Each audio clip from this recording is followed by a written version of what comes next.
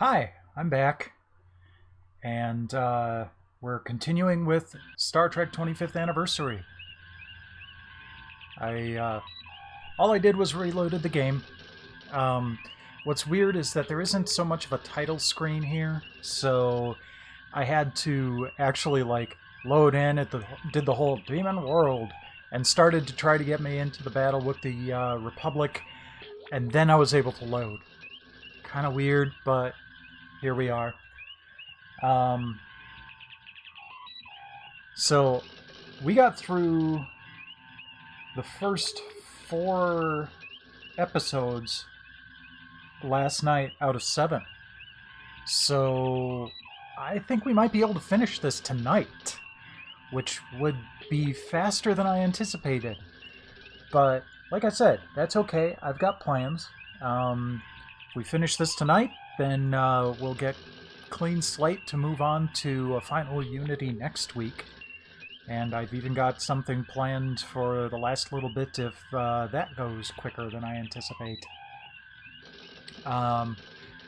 But first things first, in honor of Romulan ale being mentioned in the last one, I've got something blue. I was hoping that this would be a bubblegum flavor, because the bubblegum flavor that I got from Meyer was blue. So I was kind of hoping for that, but nope, it's blueberry flavor. I'm not a fan of blueberry flavoring.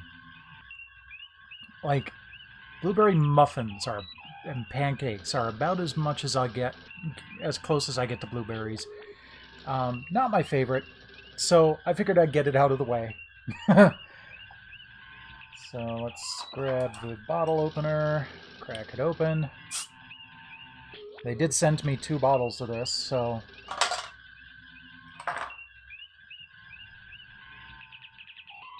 Interesting. I'm hoping it won't be too sweet, too.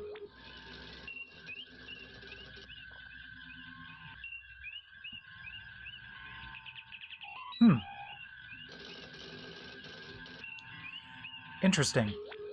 Not a very strong flavor. Like, the smell was stronger than the taste. Not much of an aftertaste to speak of either. But that's kind of good. I do taste a little bit of tartness of the blueberry.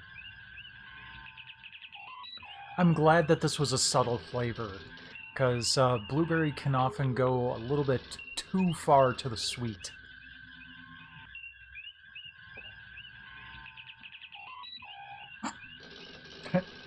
So yeah, not too bad.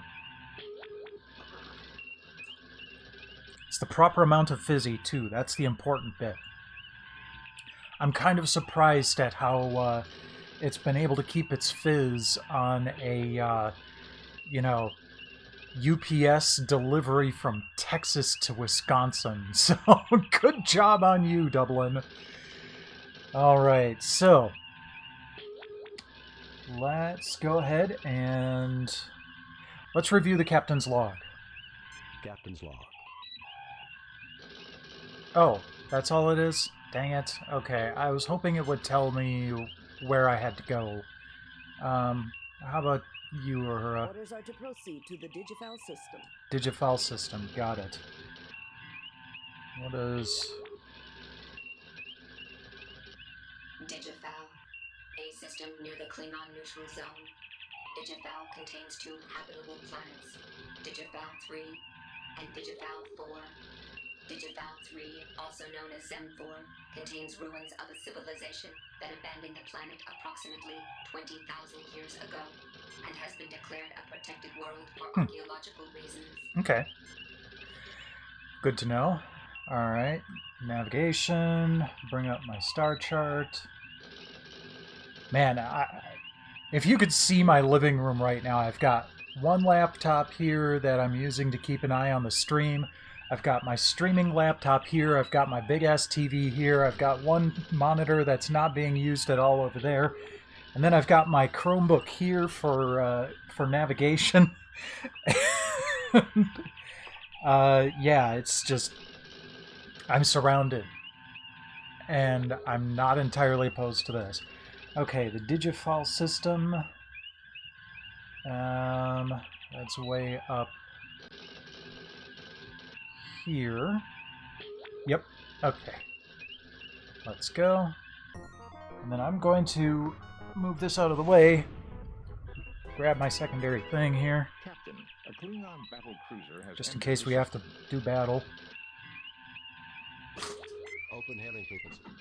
This is Captain James T. Kirk of the USS Enterprise. Klingon battlecruiser, you are in Federation Cats space. are You must feisty. leave immediately. I am Commander Taras of Anisra. We are in pursuit of a genocidal criminal. We are performing an act of mercy in removing him from your space. Naturally, you will remove your vessel from this system. For your own safety, of course. Well, why don't we help you? I think we can take care of ourselves, Taraz, which is more than I can say for you, if the Nizra does not leave Federation space at once. You are in direct violation of the Organian Treaty, mister. If you have a problem, have your fleet commander take it up with them. If a Federation criminal were to pass into Klingon space, you'd be saying the same thing to me.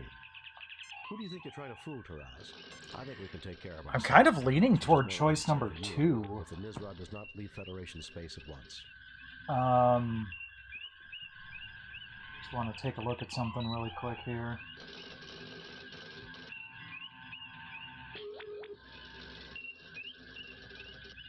Yeah, You are in direct violation of the Organian let's do Treaty, it. mister. If we are not allowed to capture this criminal, Captain, you may do this for us.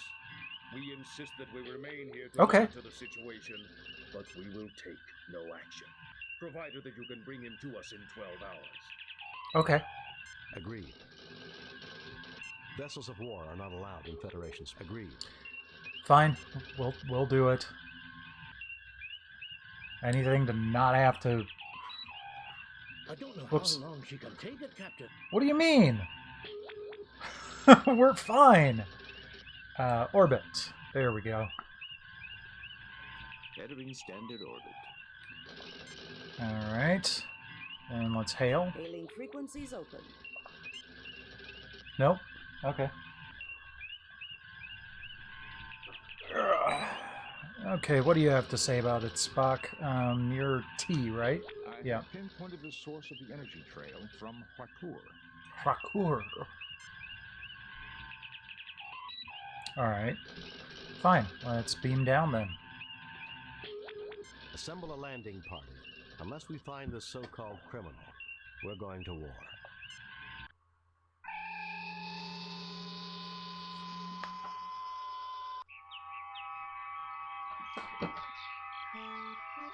Ooh. This is pretty.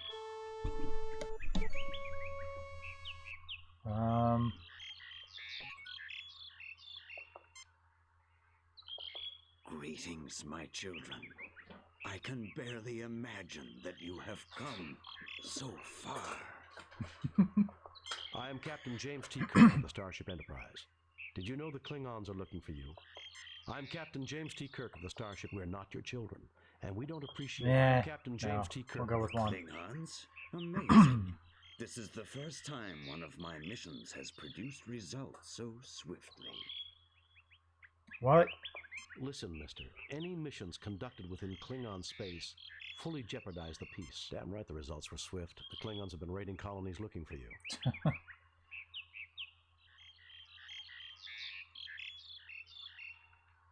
Listen, mister. Any missions conducted within Klingon space fully jeopardize the peace. Both of them are a little more harsh than I would prefer. Jeopardize the peace? Hardly. Peace is what I preach. I am Quetzalcoatl, as you well know from the proud history of your world. Quetzalcoatl? How fitting you would name yourself after one of the most bloody-handed gods in Earth's history. Bloody-handed? My people love peace. Your followers regularly sacrificed other believers to you after you left, offering you their still-beating hearts. Yeah. Ha! You mean your followers love pieces? No, your let's followers regularly not sacrificed. antagonize. Impossible. You must be lying. And then your followers were destroyed, because when white men arrived on that continent, they were believed to be you in your promised return.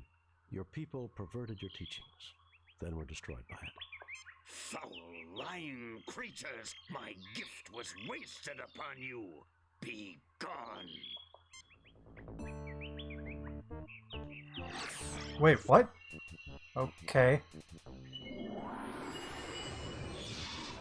are not the inheritors of the noble asset. Well, I guess it wouldn't be a TOS episode without some omnipotent godlike being. So, you shall remain here until you have learned the error of angering Quetzalcoatl.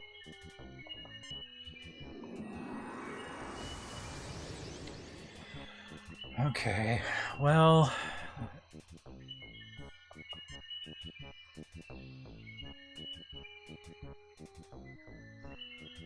let's scan this place. I'm picking up residual energy readings from the area where the alien's projection was. Okay. Is there anything else we can scan? A pile of small igneous rocks, Captain. Okay. Hello, little snake. It looks like a Zamphirian pit snake, a rather common species in this region, noted by galactic herpetologists for their quickness. It is not venomous Okay. or dangerous. Good to know.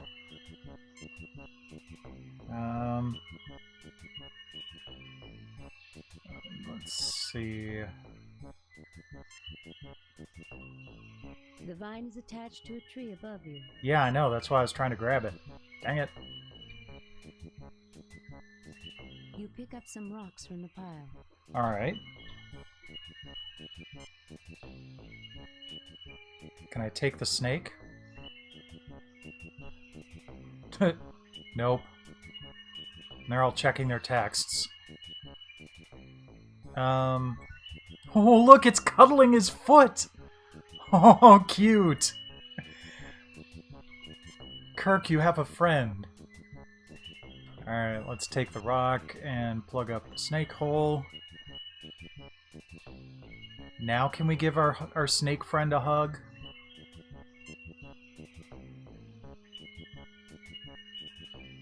Yay!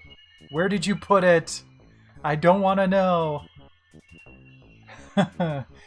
Let's see here.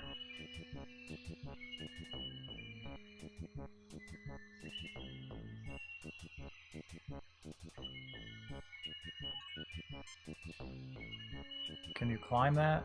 No. Do I have to do the whole use on? The vine will not support you. Okay. There's nothing at the moment for me to do there. Well, why don't we try throwing a rock at the light? Nothing happens. Okay. Fine. Oh, what's this? Oh, oops. Oh! Aha! It did appear to knock the vine down near to the point where one of us can reach it.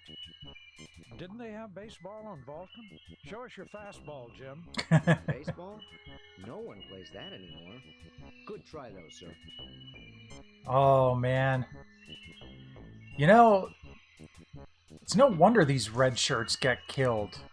They're a bit sassy. The probability of getting the vine on the second try was only 36.53%. Well done, Captain. Probability? That was a perfect pitch if I ever saw one. All right. We're on our way.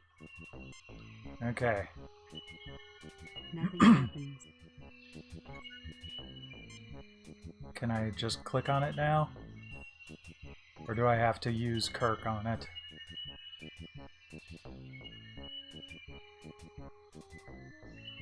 There we go.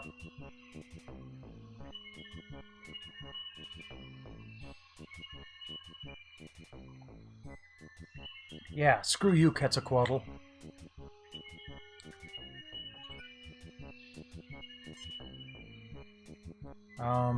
Hold on for a second. Nothing to report, Captain. Feral red eyes glare out of the dark at you. Yeah, I was a little nervous about that.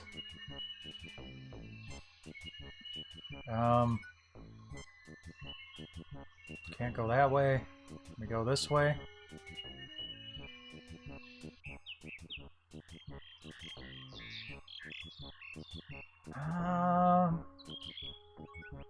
I don't know, that ground doesn't look good. Hmm. Maybe I'm just being a little too paranoid. Trees to the left of you. Trees to the right of you. Into the valley of trees race the landing party. How poetic.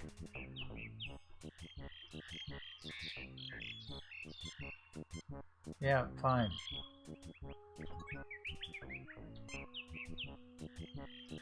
No, can't go there.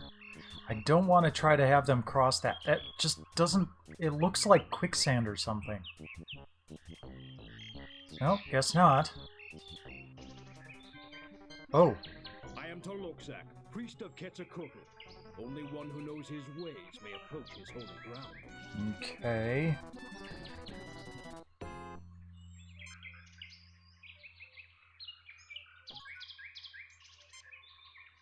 I will not listen to your deceitful ways. Well, will you listen to my friend Snake? Indeed, you know the ways Oh. of Quetzalcoatl, but only a man of courage, one who will shed blood, will pass. Okay.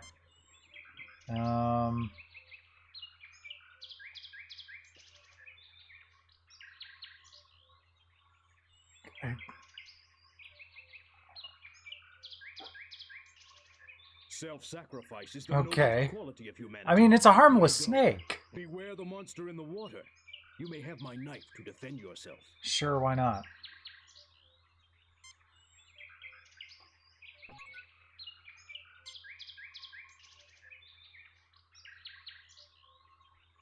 You pick up the beautifully crafted knife. I want to see if I can take a closer look at this thing here. Hold on. That is pretty neat. It's all bronze or gold or something. Okay.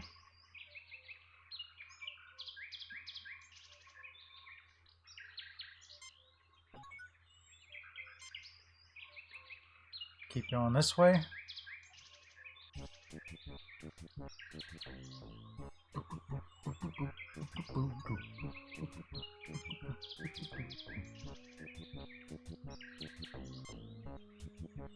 Trauzakian mushrooms. Their spores are highly toxic and are released if they are disturbed. Okay. That sounds like a great time to save. Save new game. What was the name of the planet we're on? Digifall. Alright. Let's try going... Can we go down this way? No. Okay. And I want to go over here and kind of carefully skirt around those mushrooms.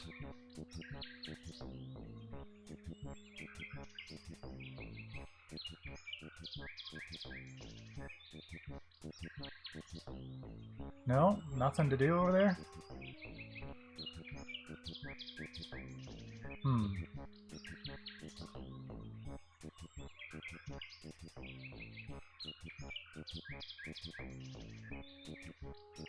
Alright, well, let's get back here safely.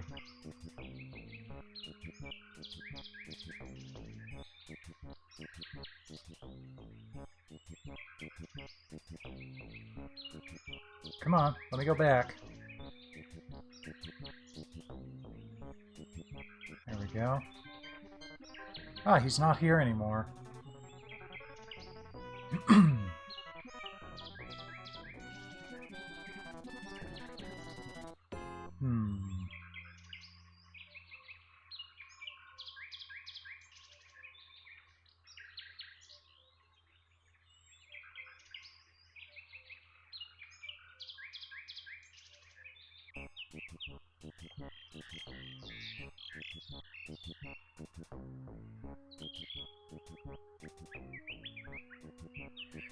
No, there really wasn't anything back that way.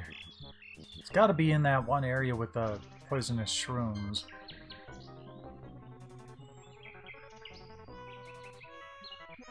Come on. Go!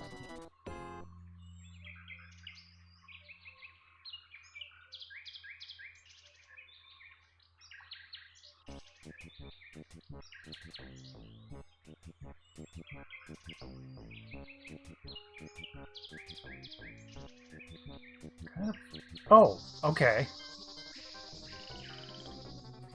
I don't like the looks of you. The river water is too muddy to get an idea of its depth, or what may be beneath its surface.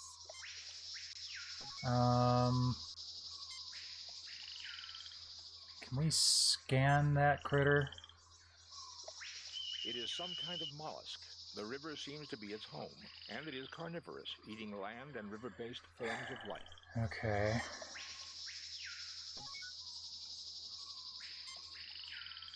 The log looks quite old but sturdy. Yeah, but that also seems like a bit of a trap. You look but see nothing of note. You look but see nothing. This plant has a rather thick stem and prickly leaves. Okay. Can we take that? The plant is tough. You will need some. I have something sharp. Is tough.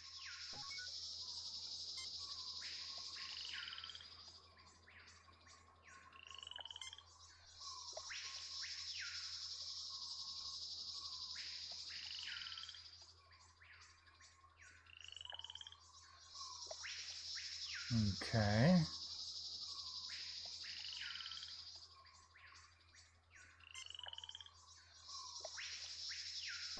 I'm gonna save again. Save new game. Because I feel like I'm in peril here.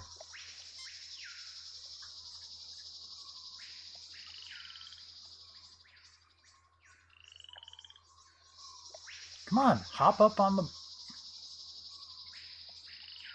There we go. Captain, it would not be wise to cross while the creature is near. Captain, perhaps I should try to cross first. No. You'll die. Can I throw the stone to distract it? Nothing happens. Nothing happens. Nothing happens. Nothing happens. Yeah, I know.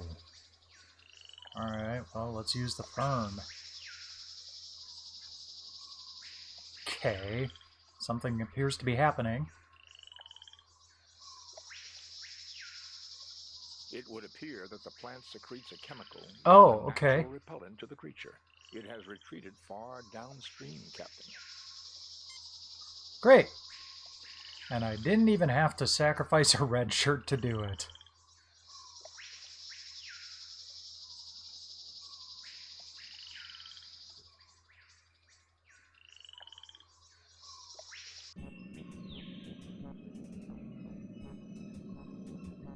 Okay, good. I'm glad they kept walking, because there's something there I want to scan.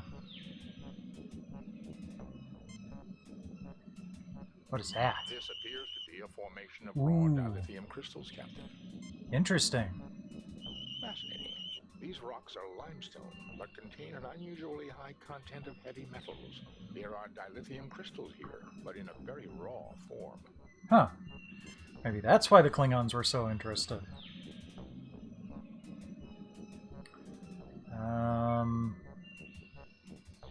Can we take the crystals? You will need something to pry it loose. I have something that can pry it loose. A snake! No. The snake would probably be irritated at me if I tried to use it. He's my homie. I don't want to hurt the snake. You have one dilithium crystal in raw form. Sweet. Alright, well, let's keep going then.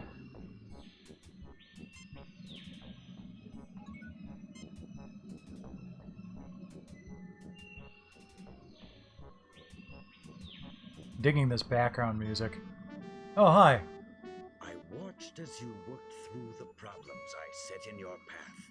You are a valiant, intelligent species. Please sit down. We have much to discuss. Okay. Not you, red shirt. You just stand there.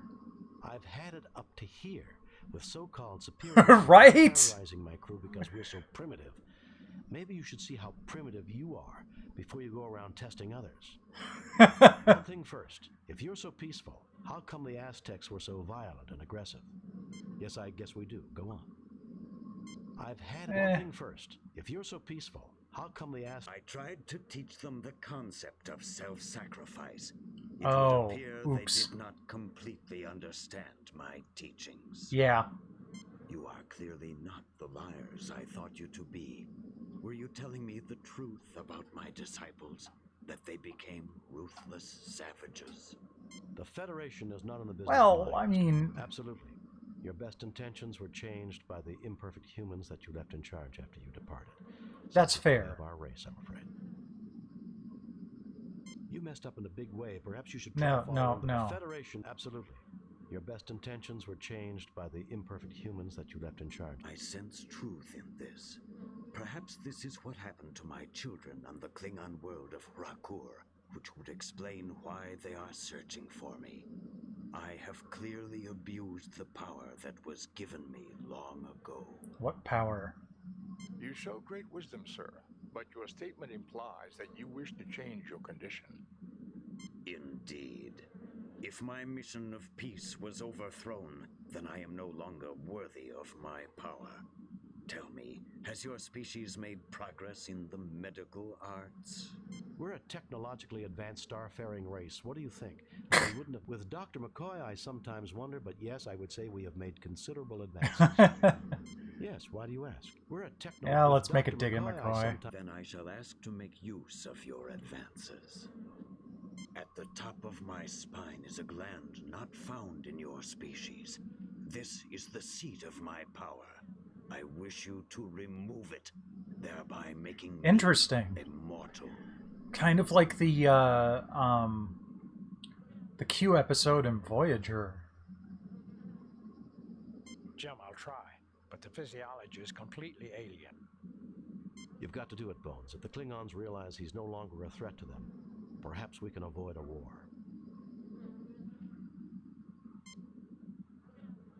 Scotty, 5 to beam up. Oh, I never got to scan him. Oh well.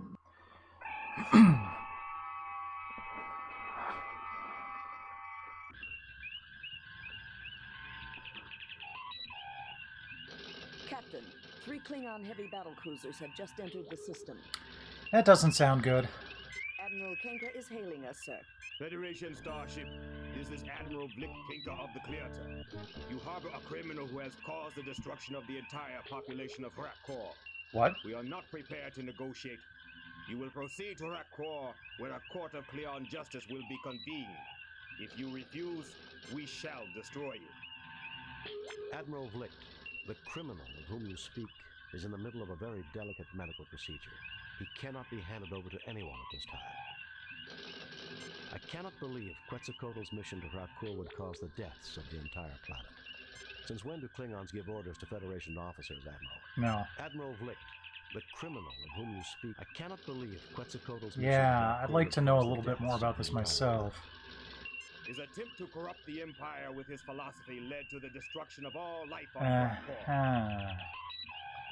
How could a philosophy of peace and non-violence cause the destruction of all life on Rakkor? Because they didn't fight back when they were attacked? Rakkor has been governed by my family for generations, but even they were corrupted by him.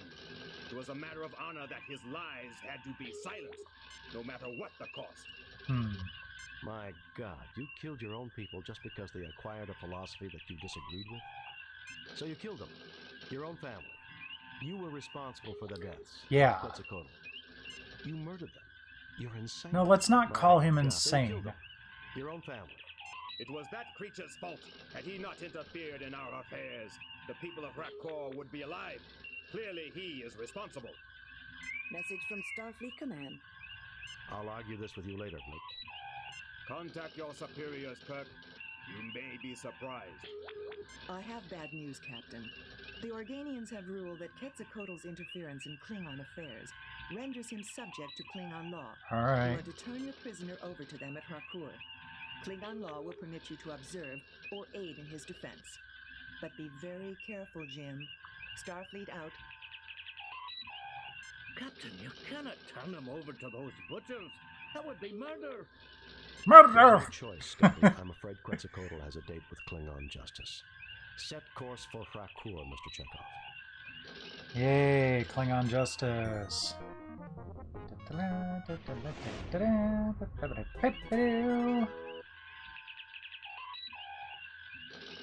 Captain's log.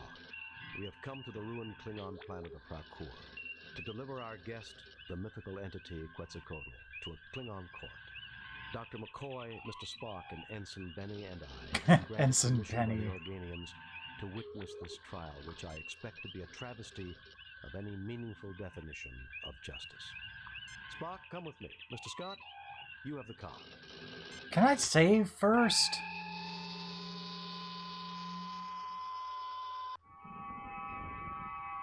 The prisoner and his witnesses will stand forth, so the trial may begin. Thank you. Save new game. Oh, I like the thunder in the background. Okay.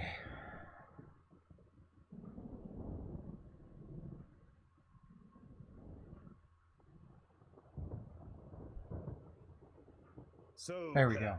we finally meet.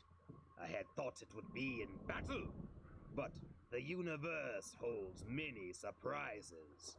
There's nothing less appealing than a gloating Klingon, Vlick. Let's get this started. Stick around, Vlick. There are more surprises awaiting you. Why does every Klingon tell me they expected to meet? There's nothing. Stick around, Vlick. This seems to be the There are least more surprises. offensive. So be it! This begins the trial of the entity Quetzalcoatl, who is charged with impersonating a Klingon, stirring dissent, encouraging cowardice, and treason in the highest degree. Those are serious charges, Vlick. Should he not be tried by a Klingon High Court? He has not demonstrated honor, Kirk. Only a proven warrior may be tried in High Court. Principles of honor are not applicable to his defense. Interesting. I wonder if that means that in Star Trek VI, when Kirk and McCoy were tried by the Klingons, that they were tried in a high court meant that they were being recognized as proven warriors. This was released after Star Trek VI, so that could be what they're getting at here. I kind of like that. I'm a warrior, Vlick. I hereby intervene for him and demand the honors and responsibilities of a warrior's trial. And this trial is a mockery for the entire galaxy to see. Oh, well, I'm afraid you're on your own, Quetzalcoatl. I'm a warrior, Vlick. I hereby intervene for him and demand the honors and responsibilities. And this trial is a mockery for the entire galaxy to see.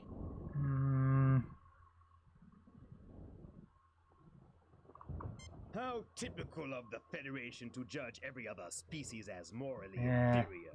Your rhetoric is not welcome. It really wasn't a good answer. I offered them insights into the philosophy of peace and cooperation. They chose to follow it of their own free will. Quetzalcoatl, you encouraged the colony to destroy its weapons. You even encouraged them to hold their children from our traditional military ceremonies. Children should not even play at war. To prepare them to kill is barbaric. To counsel it is to counsel cowardice. To counsel it is to abandon all honor. This is treason for all to see. The penalty for treason in this system is death. Do you accept your sentence? Oh, you kind of wanted to die anyway. I have failed. Death is what I deserve. He has admitted guilt. You have surrendered him to Klingon law. Can you deny that this was a fair trial? You're going to kill this old man because he encouraged non-violence. The Federation cannot accept. Not up to the Federation.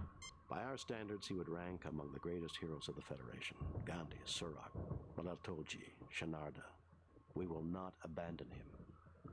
Guess I can't argue with you. Pleasant conquest, Admiral. Well, I'm not going to be that glib. You're going to, by our standards, he would rank among the greatest heroes. Pacifism is utterly alien to our people. It would be as though he preached the doctrine of suicide in direct contradiction of the will to live. Honorable men thrive in war and conflict. Cowards seek to avoid conflict. It's definitely a cultural difference here. Then a Klingon can thrive on the conflict between his inner nature and his philosophy. Ooh. Clearly, the people of Frakur did that. I like that. This is a matter for a philosophical debate, not a trial. Fine. Can we get this over with? I've got shore leave on Raza next week. Then a Klingon can thrive on the conflict between his inner nature and his philosophy. Clearly, the people of Frakur did that. The Klingon Empire will not tolerate dissent. Then the Klingon Empire is wrong. Only the greatest warriors of old could say such a thing and expect to live. Do you think yourself worthy enough to walk in their footsteps? Give me an opportunity. If I succeed, Quetzalcoatl goes free.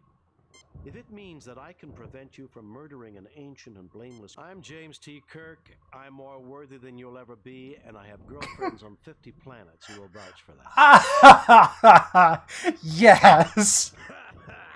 You have never encountered Klingon women, Captain, but that was the response of a true warrior. You have earned my respect. I shall give you and your companions a chance to defend the traitor. That was awesome. What is this place? Not much is known about Frakur, Ensign.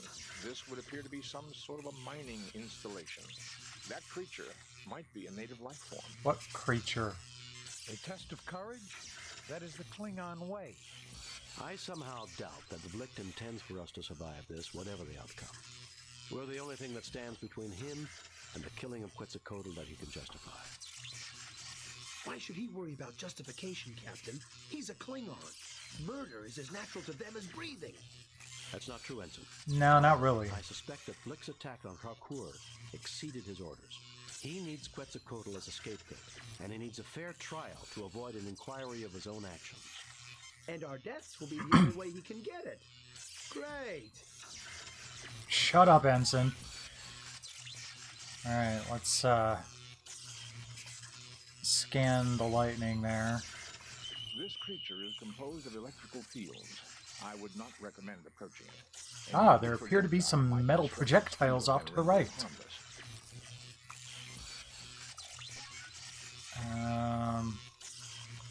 Go on up.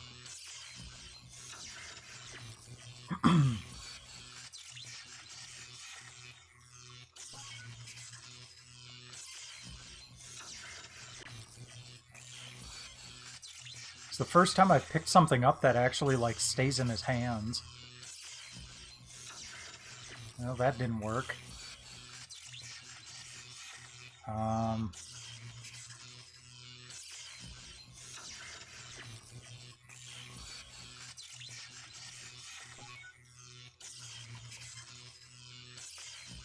Is that wood over there? These wooden rods are support beams that will Oh, place. okay. This rock has a high iron content. Ah, okay.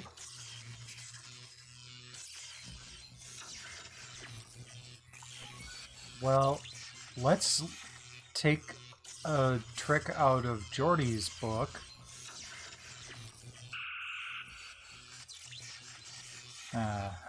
You melt some of the rock. And then let's coat one of these in the molten iron.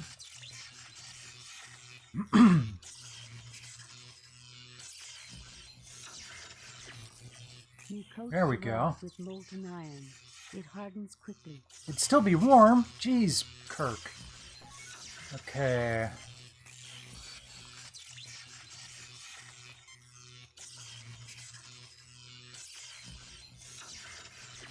As I suspect, Sweet. Captain, the creature is in stasis. It should awaken in 3.48 days. I bet it'll be mad. Probably. Can I take the... Captain, I would strongly recommend against disturbing the rod. It could result in awakening the creature or possibly electrocuting you.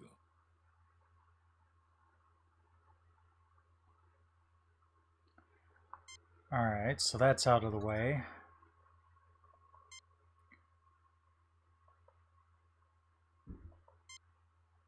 Is there something else on the door here? An entry coder for the door, keyed to a number sequence. The tricorder is unable to determine the code, but can scan the mechanism. A slightly antiquated Klingon lock mechanism.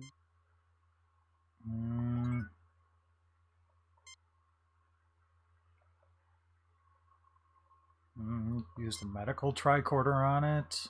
There's nothing there requiring a ship's doctor. Did you get the right thing? There's nothing there requiring a ship's... There's nothing there requiring...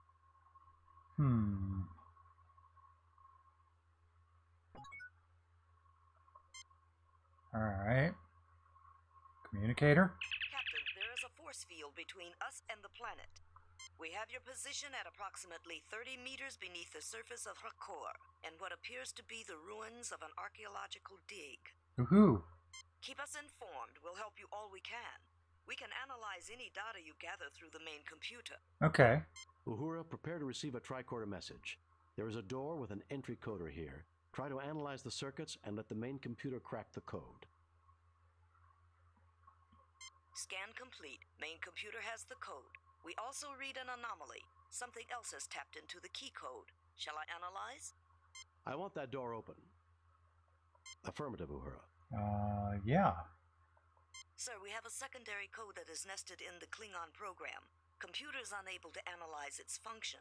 Shall we broadcast it to you when you activate the keypad? Affirmative. Yeah. Good luck, Captain. So I wonder if it might be like some sort of booby trap. Okay. Well, nope. Use Kirk on keypad. There's nothing at the moment for me to. There's nothing at the moment for me to do.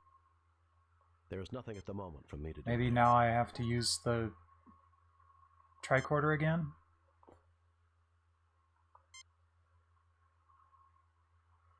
An entry coder for the door. No.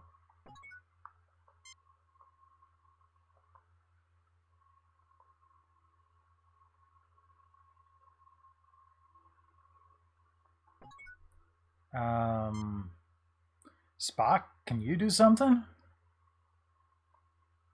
Ah, there we go. Whoa. The hell? What is this place? This is not Klingon technology, Captain. No, it is not. Even I can see that, you pointy-eared freak. Gentlemen, I suggest we start trying to find out what this is. I have a feeling we've come someplace Flick wasn't expecting us to go. Yeah. Save new game. Okay.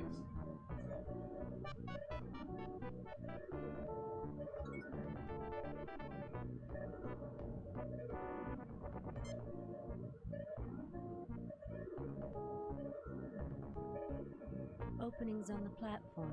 Place something in these. Yeah, I probably have to place these gems in there, but This large gem appears to be a ruby of unusual size. I don't This believe is they exist. obviously artificial. Your ever nervous crewman. This large gem appears to be an emerald of unusual. And a This sapphire. large Yeah. gem appears to be a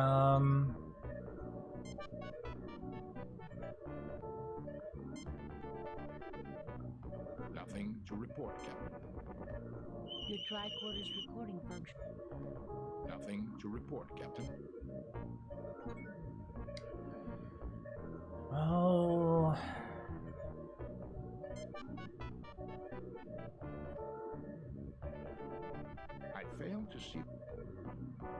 I fail to see the logic in that. Alright, well. Green is good. Let's grab some green gems here and let's grab all the gems. to obtain anything. Ah, You fail to obtain stop it.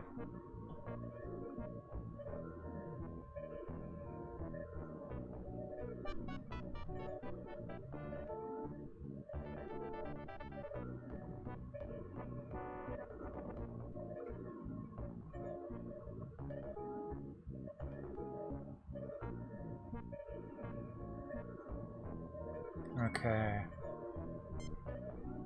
Now those things on the wall are... It's red, green, blue, so let's try that pattern.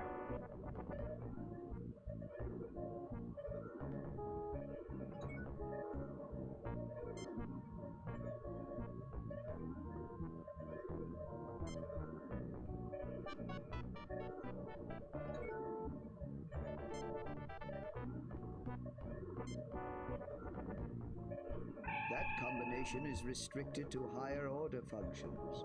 Neural interlink required. Okay.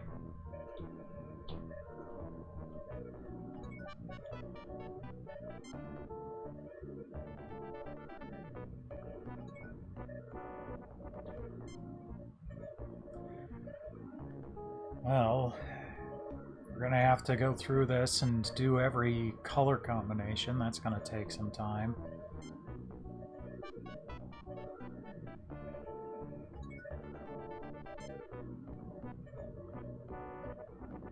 Start with green. This is beyond Oh. the high mentalic of Rakul. Okay. For defense, use the light of war. For information, use my light. For transportation, use the light of travel. Ah. Sequences are keyed by combinations of crystals. Integrator now active. So green is the light of information. I'm gonna guess red is the information of war. So...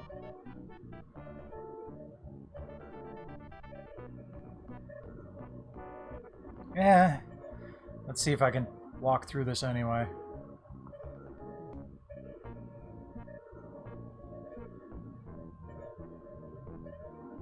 This is Bialbi, the most advanced life form on this world. Thank you for informing us of the situation. It shall be resolved. Oh, Licht, hi. This is the defensive system of Rakur. You have engaged in genocidal activities on this world. Have you anything to say before your sentence is passed? Whoa. Kirk! This is your doing! Yep. No, Admiral, it is not. But that will suffice as a final public statement. The sentence is banishment to you and all members of your crew who were involved in this action. You have no right to try me! I have as much right as you to conduct trials on this planet. You showed no justice to your victim. The penalty for injustice is death. Whoa. Hoist on your own petard, Avlicht. Do you want me to help you? You tried to send me to my death. Now you can rot as you get what you deserve. If I have your word that Quetzalcoatl goes free, I'm willing to intervene to save Let's you. see if we can try this gambit here. Agreed. A life for a life is a just bargain, but his crimes are beyond count. I do not see what can be served by more killing. Good answer. Idealism, an advanced concept. Naive, perhaps. Charming in its simplicity. Admiral Vlicht, the entity Quetzalcoatl shall be set free. If you ever return to this sector, the sentence shall be carried out. No Klingon vessel may ever return to this world. Very well. I agree to your terms. What? You're afraid of a formless entity that just threatened you? How Klingon is that? As for you, Captain, you may return. I find your social development most pleasing. Why, thank you. I fear that politics will make it impossible. Your planet is in Klingon space, but I don't understand why the Klingons never detected you. Their archaeological digs did come close, Captain, but I am very elusive. I waited and monitored the situation and chose to reveal myself to you. Now you may go. Heed my warning, Vlicht. I shall not be merciful a second time.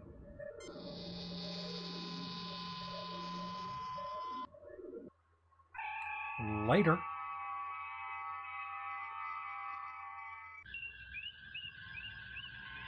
Nyom. Klingon ship leaving the area. We will be setting course for Digifal. It's the closest thing to a home that Quetzalcoatl has. It would appear everything worked out for the best. Except for the people of Rakur, Mr. Spock. Except for the dead. Well, yeah, except for them. We have read your report on the Woohoo! performance at Rakur and evaluate your performance at 100%. You and your crew receive 4 commendation points. A perfect mission, Jim. You are a model for all Starfleet. Thank you. That old devil moon. Message from Starfleet, sir.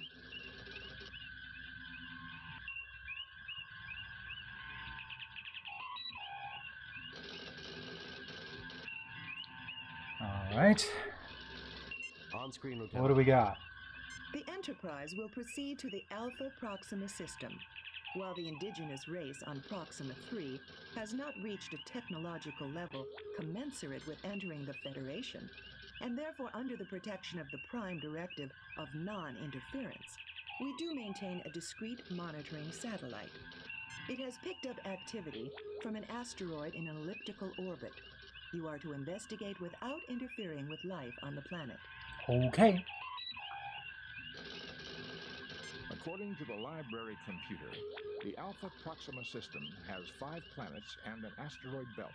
A large asteroid is heading towards the inner planets and should pass close by Proxima 3. It passes through the interior of the system once every 200 years. The people of Proxima 3 call it Scythe, the same name Cool. as their god of war. God of War, Mr. Spock? Isn't that a bit surprising from a people whose technology matches 20th century Earth?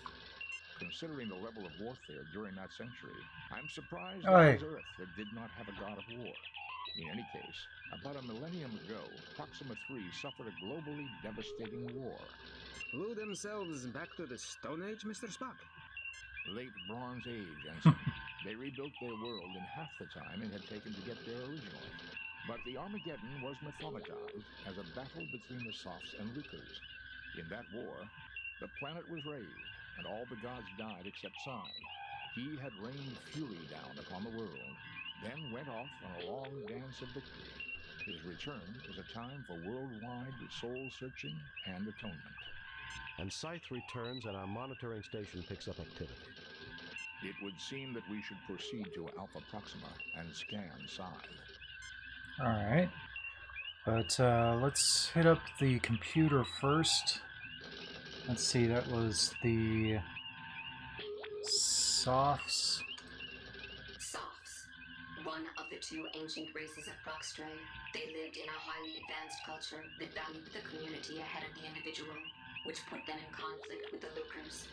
The Sophs used This is the one that I was proud of. Okay. The organization was based on units of 4 to make up sets of 100. Was it that? Lucre? There we go. One of the 2 ancient cultures of Proxtre. See Sophs. The Lucres believed that a man who made the most of his ability was a god. Their individualism put themselves at odds with the communitarianism of the Sophs. The Lucres used base 3. Their organization was based on units of 3, making up sets of 99. The number 99 was known to have religious importance to them. Okay, good to know. So, oh, come on. The Lucres, the ones with 4 letters in their names, used base 3, and the Sophs, the ones with 3 letters in their names, used base 4. Okay, well, I guess that's one way to remember it. What you got on Scythe? Scythe, a large asteroid in an elliptical orbit in the Alpha Proxima system. Spectral analysis of its composition indicates that it has minimal atmosphere and that it was once a moon of the planet Proxtre, hurled out of its orbit by a catastrophe. The 17th letter of the Lucre alphabet is named Scythe, probably not by coincidence. Okay. Well, let's see here. Lucres, those were base 3. 17th would be, let's see here, 3, 9, 27.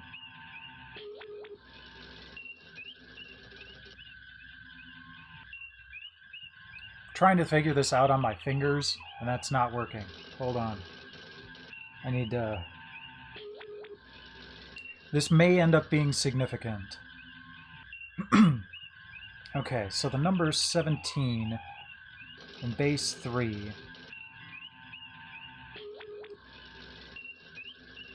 So 3, 9, 3, 1. Okay, so it would be 1, 2, 0. Oh, 1, 2, 1, 2, 1. Yeah. Okay. I wasn't sure if that would come off to like 1, 0, 0 or something, which I should know right off the bat would have been 9. But okay, cool.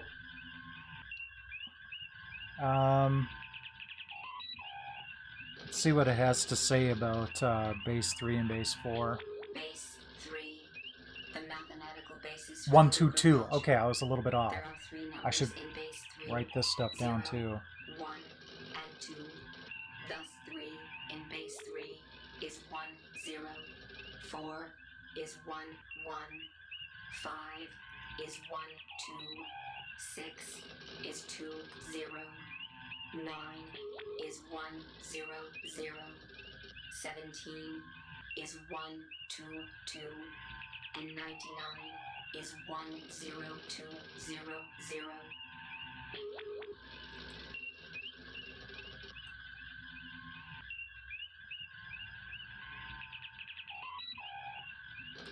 Okay. How about base 4? Base 4.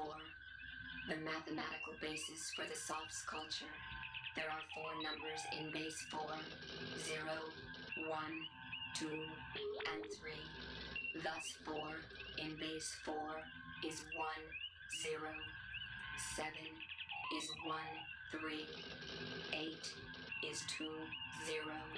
12 is 3, 0. And 16 is 1, 0, 0. Okay. So the weird part about this is that they said that 99 is a sacred number to the Lucers in base 3. That's 10200. But they're not saying what 100 is in base 4, so let's figure that out. So one beyond that would be, okay, so it'd be 1, 4, 16, 16 squared. No, 1, 4.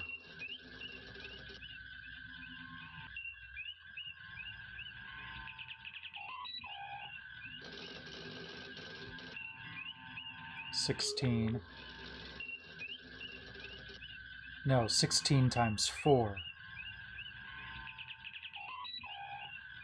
Yeah, so it would be 64 would be the next base. So 64 would be 1000.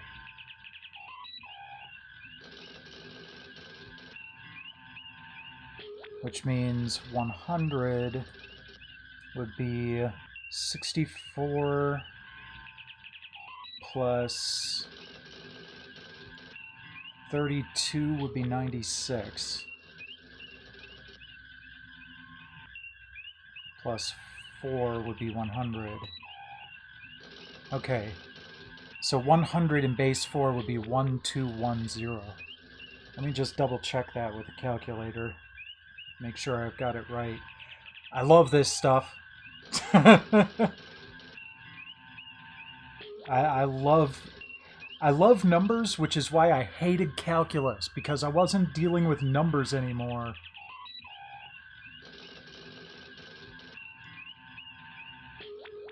Okay, do.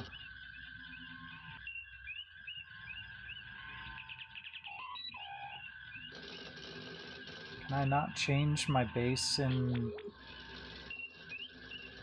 Okay, fine. I know I can do it on a Windows calculator, but I can't use the machine that's currently...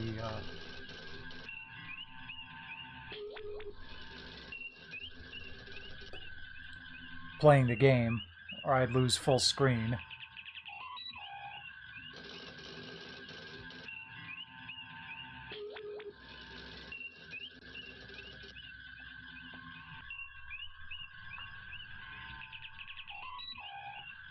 There we go. I should probably keep this calculator up anyway.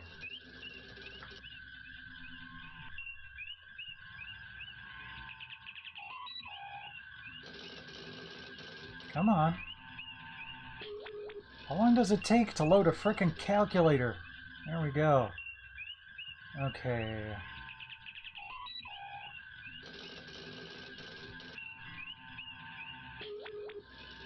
Can I do arbitrary bases, or will it only do binary and octal and hex? Yeah. Okay. That's not gonna work. Okay. Just gonna have to use brains, which is fine. Because again, I love numbers. Alright, computer. Let's bring up the star charts. And we need to go to Alpha Proxima, which is number 12. And before I do this... Shoot.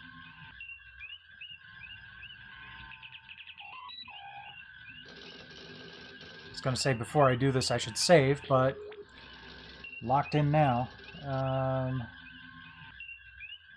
12 is Alpha Proxima. I believe that is this one.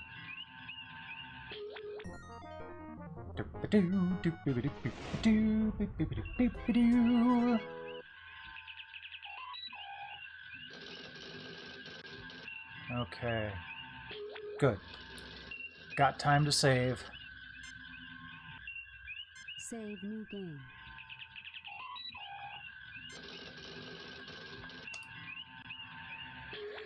Okay. Do we need to go into orbit?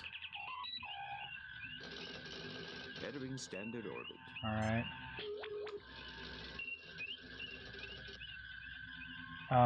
Hold on.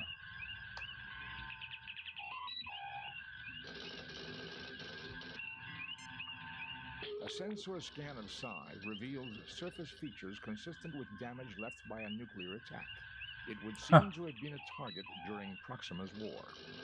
Psi rained fury down on the planet and then left on a dance of victory. A missile base, Captain? It would seem to make sense. Captain, I just monitored a narrow beam message from Scythe to Proxima 3. Interesting. I don't have it all. I just caught a bit of the initial burst. I'm attempting a translation, but it appears to be a computer code. Any response from the planet? The Proxtrites will not have the equipment necessary to understand and reply to that code for another 25.6 years at their present rate of development. Okay, well, let's beam on over. Spock, come with me. Mr. Scott?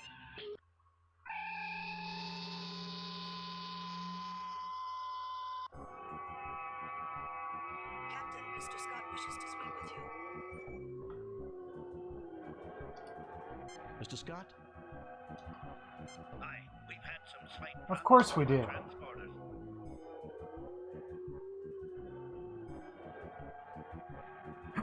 Man, ambient noise is eerie. Notice anything beaming down? Just a glitch in the main transporter program. Mr. Kyle is loading a backup and we're performing tests. The transporters will be down for about an hour. That will still give us plenty of time, Scotty. I know. I have the lads in engineering doing a complete overhaul of the ship system. Good, Mr. Scott. I'll keep you posted. Kirk out. Alright, well, let's go over to the door.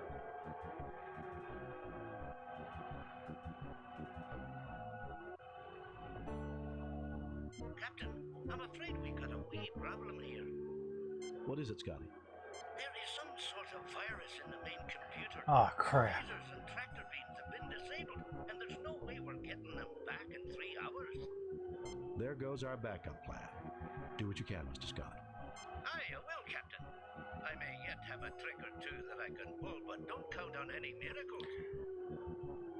But you're a miracle worker. Isolate that virus. That's your #1 priority.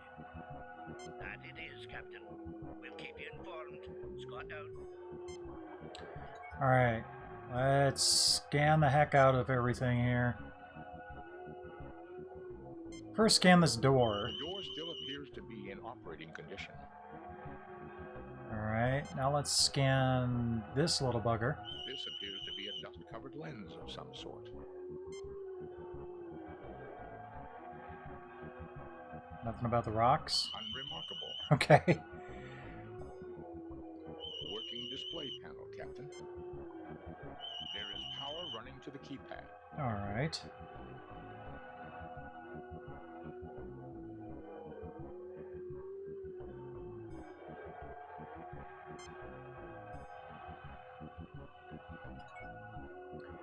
Well, Spock, you want to have a crack at that panel?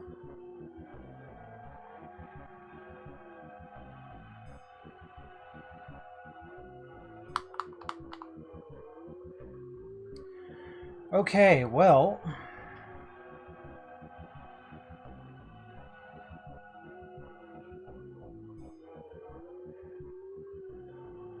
there were 4 buttons, which initially you'd think this would be base 4, but the 4 buttons would correspond to 0, 1, 2, and 3. So let's work on the assumption that this is the base 3, and these people have a stupid password, so we'll go with the number that means 99. You morons! I see you deduced that 10200 in the Lucre's base 3 was equal to their sacred number 99. Yep.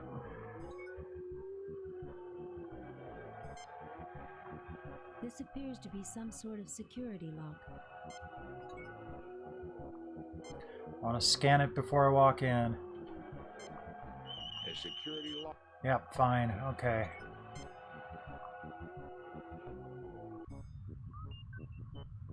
Report, Scotty. How are things going? About as badly as a killed Captain. Wait a minute. Lieutenant Uhura has some news for you. The virus came from our sensor That's what I was thinking. computers. We believe we have analyzed the memory sectors it attacked. Well done, Uhura. I wish I could take credit for it.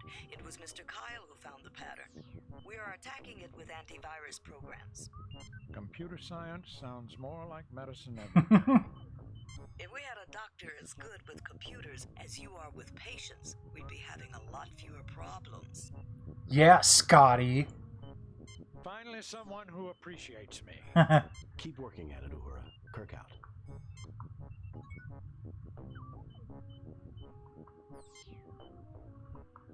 A computer terminal. Each word in the Lucre language has 3 aspects: submissive, neutral, and aggressive, to supply connotation to their language. Interesting.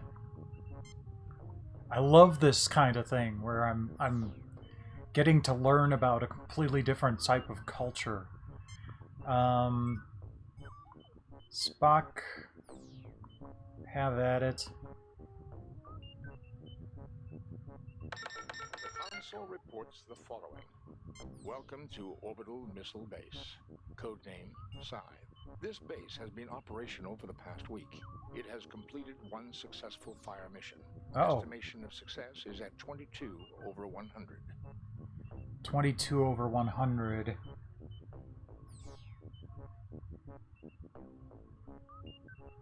That would be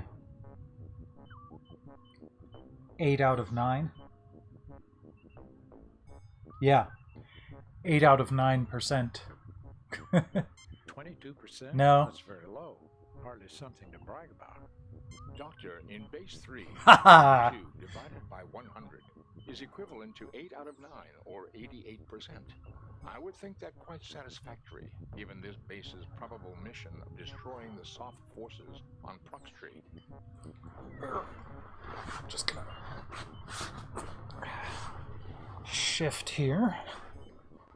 There we go.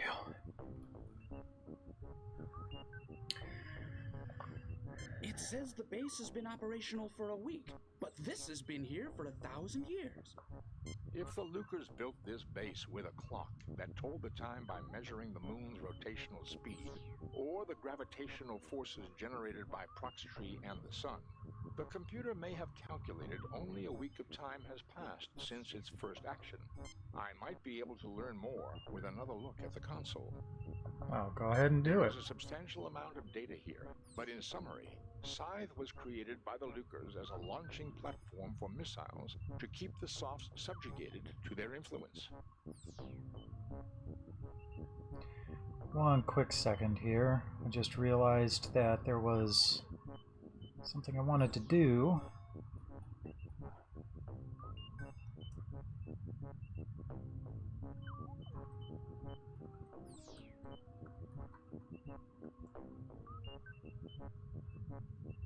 Oops.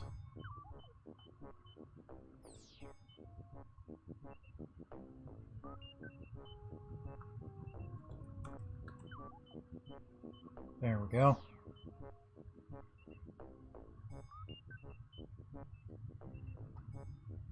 Okay. The Softs managed to infiltrate the base.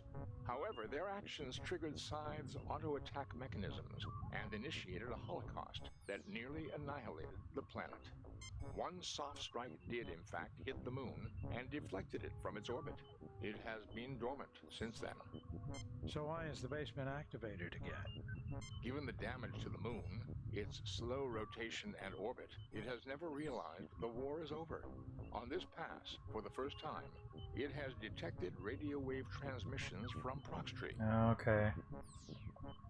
Because it does not recognize them, it assumes the Softs are still active. Its transmission to the planet, I would assume, was some sort of a check beacon to see if it should continue its mission. Jim, let's return to the ship and blast this place to destroy its weapons. That would be a bad idea. It's probably too close to the planet and would cause trouble. Doctor, this moon is a god to the people. There's that too. If we destroy it, we will violate the Prime Directive. Spock is right, Bones. Spock, what are the chances that we could decode the transmission and send a stop code to the base? That's not a bad thought. In trinary or decimal? Spock! 1.327 million to 1. Provided the archaeological studies about Luca's languages are correct. Our other option is to get into this base and see if we can bring the computers down. Well, that sounds like fun. Can you do that? The console reports welcome to 22% Doctor. It says if the Lucas there is a substantial. Oh, come on. So why is given the damage to the because it's Jim, let's Doctor, this moon Spock is in trinary. Spock. Spock is such a bitch. I love This it. says dominant people only to dominate things beyond these submissive walls. My guess is that only authorized personnel were allowed beyond this door. Dominants seem to be very important to these people. No wonder the Lucre were so warlike. Actually, Ensign, they differ from your culture only in that their language was explicit in their expressions of dominance and submission rather than implied. Okay, well, can we just go in? No?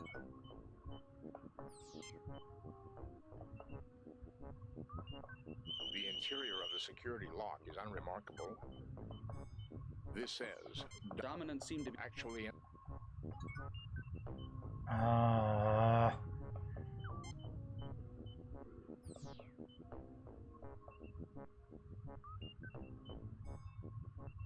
Okay, I wasn't sure. Oh, there we go. Spock, see what you can do with that lock. Well, this code is probably going to be something having to do with Scythe. And part of the reason I'm thinking that is because they pointed it out in the library computer records that it was the 17th number in the Lucre alphabet, or 17th letter in the Lucre alphabet. And then they pointed out what the number 17 was in the base 3 entry in the library computer. So let's do 1, 2, 2. Fascinating. If the Federation language studies were correct, the ideograph for the word scythe in the Lucre's language is the 17th symbol in their alphabet. Hey, thanks for the raid, DOS Nerd. 122 in base 3. Welcome, welcome. You know, last night I was just kind of thinking, man, I haven't seen him around in a while. And he's missing me playing a DOS game. Oh, that's right. Also, welcomes. Come on.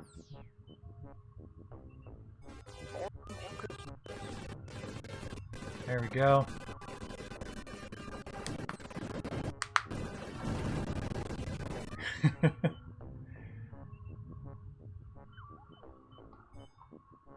So you just missed me figuring stuff out in base 3 and being all clever about it. I'm on episode 6 of 7 on this game. We have a cure for the computer virus. Nice job, Uhura. Well done, Uhura.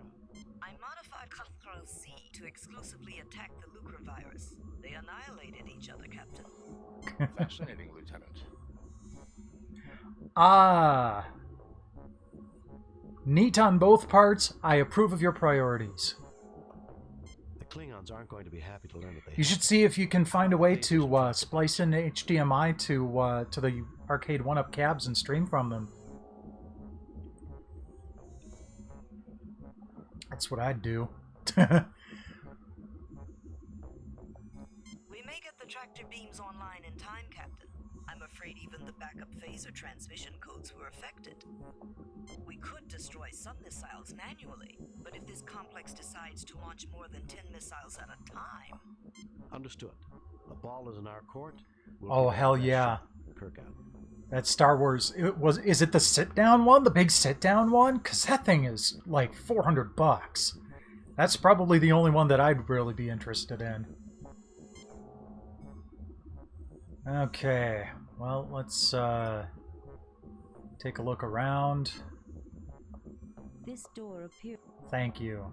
This panel is designed to receive an ID card to make. Okay, so we probably can't go there, so let's go ahead and...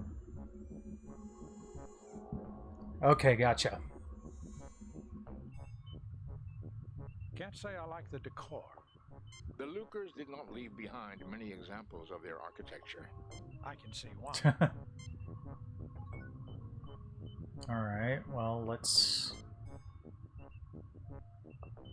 This is an ancient laser drill. I could have guessed that. A closed box sits on the floor. These are display panels for the laser drill. Alright, whoops. What can you do there? Laser setting 1, laser setting 3, laser setting 9, or cancel.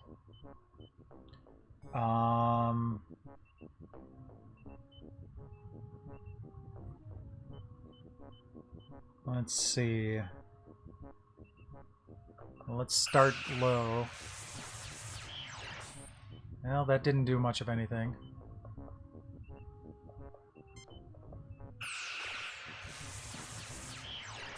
That didn't do anything either. Captain, the machine requests the proper coordinates before it may perform this operation. Oh, that's kind of a shame. The main thing keeping me away from those is that they're so small that I'd have to buy the riser to play it comfortably. Plus, I don't have extra space. I really, honestly do not have the space for it. I have one entire wall lost to my game collection, The other wall has shelves along it as well as the window, and then the other wall I've got, you know, seating. So I have nowhere to put it in the living room area.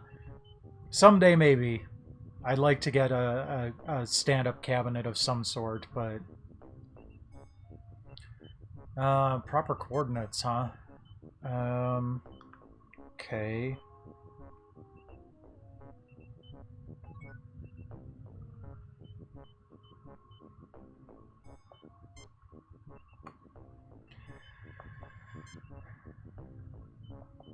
These are display panels for the laser drill. They are... Okay, fine. Unlike the surface rocks, the ore here is unremarkable. Oh, I didn't scan the surface rocks. Rocks of some kind. I detect no dangerous substances. Actually, that's the funny part is I actually I wouldn't say I get a lot of company, but when I go out of town, the drill is unremarkable, my friends that feed my cats for me stop by, and you know, they lounge when they're here.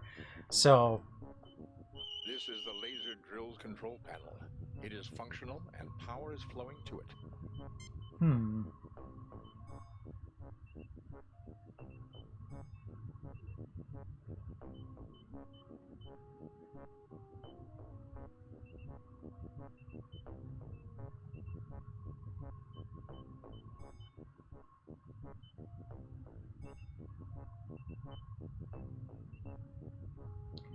This doesn't make sense.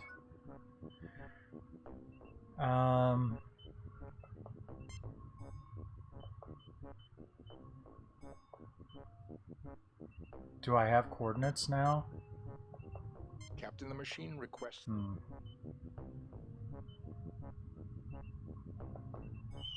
the surface... Yeah, I know. I failed to see... Well, screw you! Oops. Well, let's try scanning the door. This panel has a slot in it rather than a keypad. The slot bears traces of triphosphorus silver, and power is currently running to it. I am recording the pattern of this lock into my tricorder. Oh, wow.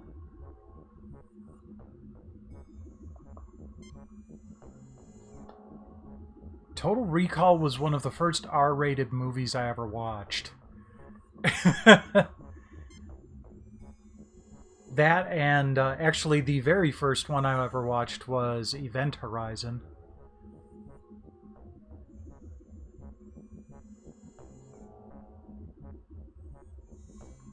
Okay. So now that we've got that in the tricorder, let's see if that functions as coordinates. I see you hiding back there.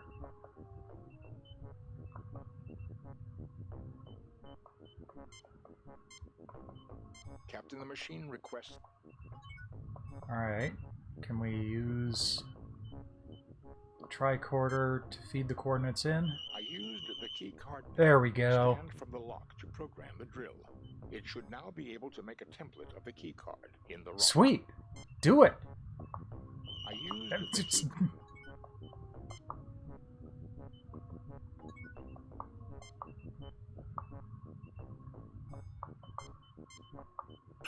There we go. Alright. Go pick it up.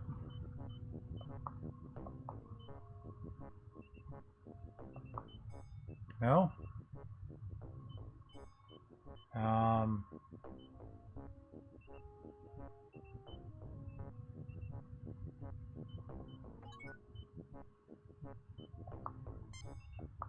The laser drill has cut a template. So we probably need to do the same thing that we did in the last area where we put something there and melt it with a laser. But I'm not seeing any rocks around here that I can pick up. Well, they did say something about the rocks on the surface being more interesting, so maybe they'll match the residue that was in the keycard slot.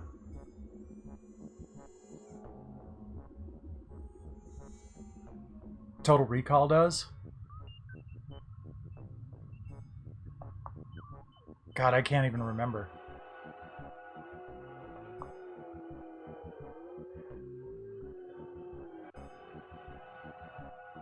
Oh, whoa, wait, I didn't notice that the first time I was here. Moai heads. Unremarkable except for large quantities of atmosphere are being circulated through these rocks. I would guess there are storage units within this satellite which are constantly replacing the atmosphere Interesting. that is lost because of this moon's weak gravity.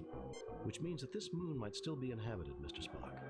We have detected no signs of life, Captain, but the possibility does exist.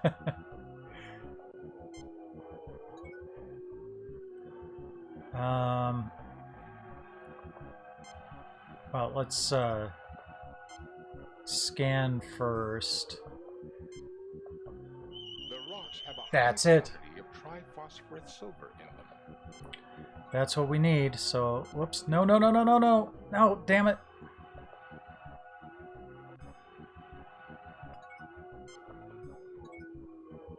Take rocks. You retrieve a rock. Yay! I got a rock.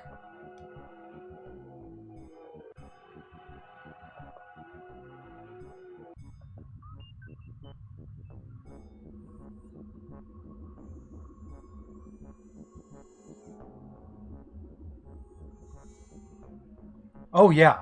No, there was no way I was going to play anything but this version. This is what I grew up on. I used to have this. Captain, with the 3K AG content of the surface rocks and the tricorder scan of the pattern inside the lock, I believe the laser drill. That's what I just put together. Fashion the ID card needed to open the sealed door in the other chamber. This, however, is the version that's available on Good Old Games. So if you want to grab it, that's where you find it.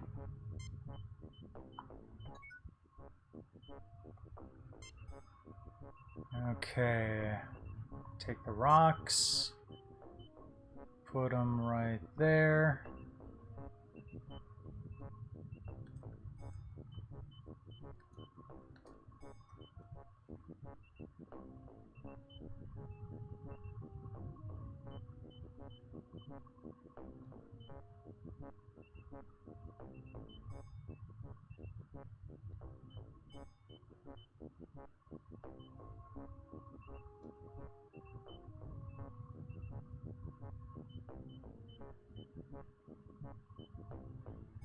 Okay. Okay, first things first. Kirk, get out of the damn way. And use Spock on the laser drill controls. Too high a setting, Captain. Oh, son of a bitch. Vaporized the rock. Alright, let's go get more rocks. Wait. I don't have any more rocks, right? Right, okay.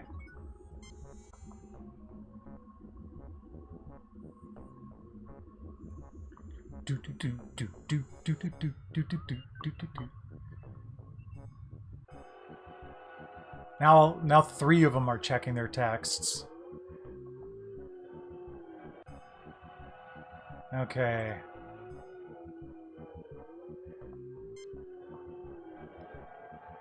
You retrieve a rock. Yeah. Can we take more than one rock? You retrieve a rock. Did that actually give me more than one rock? No. Alright.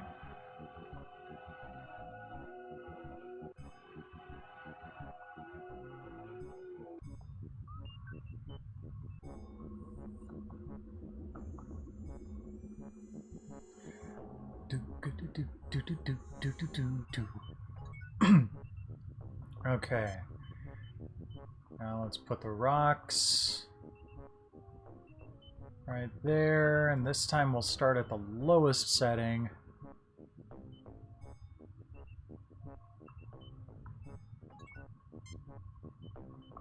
Get you out of the way.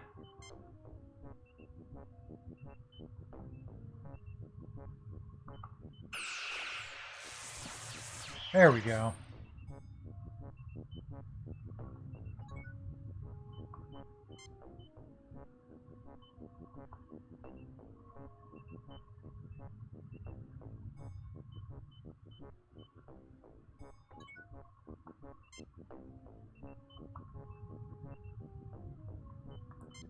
Cool. Let's go back out. I said let's go back out.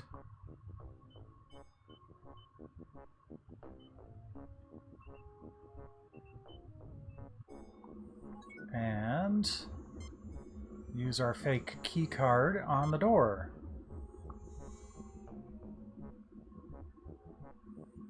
Sweet. Alright. I think we should probably save. Save new game.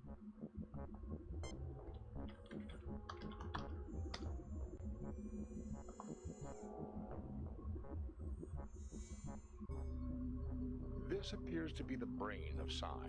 There are two identical but isolated computers that communicate with a third, which controls the launch of missiles. Of course. Alright. No, let's scan first. This computer directly controls the missile launch system. There is no... This computer is functional and performing an average 1.2 million operations per second. Wow! So many operations per second. Okay, granted this place is 1,000 years old, but still. And performing an average 0.75 million operations per second. Interesting. Why are they different speeds? Oh well.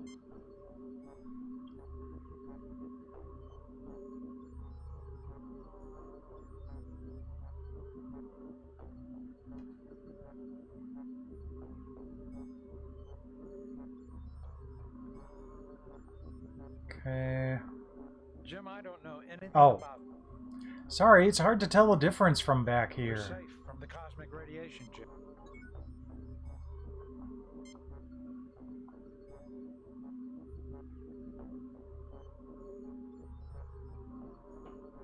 Welcome to Side Operations Center, Omega Unit. Estimated time to optimal launch range is 1.31 hours adjusted. Okay. That must be translated because the number 3 wouldn't exist for them. Welcome to Side Operations Center, Alpha Unit. Estimated time to optimal launch range is 3.21 hours adjusted. Captain, something is wrong with the computers. They may be twins, Yeah. but they are not identical. It appears they are out of sync, Captain. I have to assume the Alpha unit has a virus, which is using up an incredible amount of computing time. They report different optimum launch times, which is right. Given the elliptical orbit and the range at which they will pass Proxtree, the Omega unit is correct, but the window is very narrow. A variation of minutes will mean the missiles run out of fuel and fall harmlessly into the sun.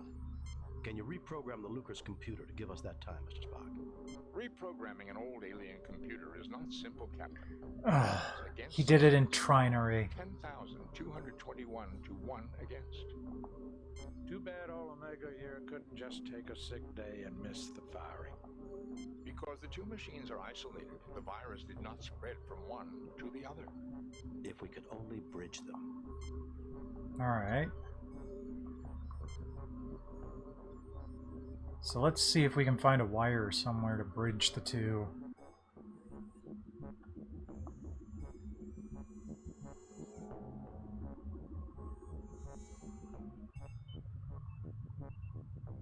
Can we take one of these big Oh wait, there's a wire coming out of the... You no? fail to obtain Okay. anything. How about one of these? No. You fail to obtain anything. You fail to obtain anything. Yeah, I know. See what... Oh, there we go. Now we can open the box. Let's take whatever's in the box.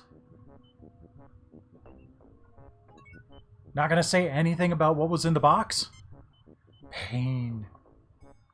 Oh! A long length of wire. Fantastic!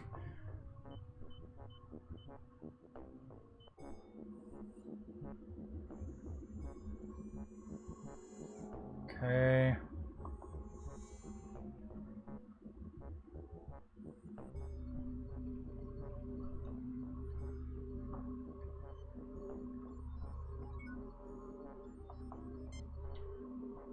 Let's use the wire.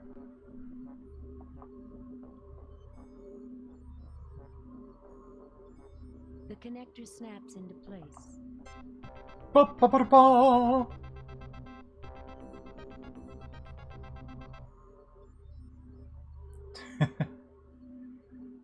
Okay.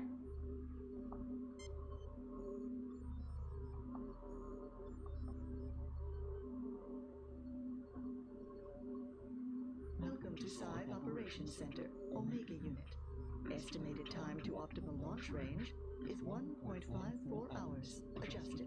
Perfect. The launched missiles will run out of fuel before they reach Proxtree. They will drift into the sun and burn up. Mission accomplished. We'll just leave all this crap here. They're operational again, Captain. We're ready to bring you back at any time. Bring us home.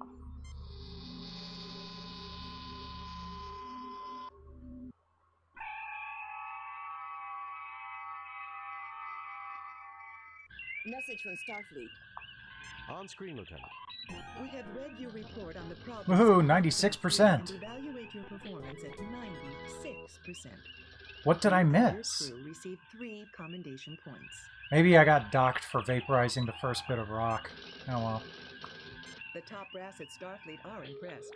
Outstanding work, Jim. Okay.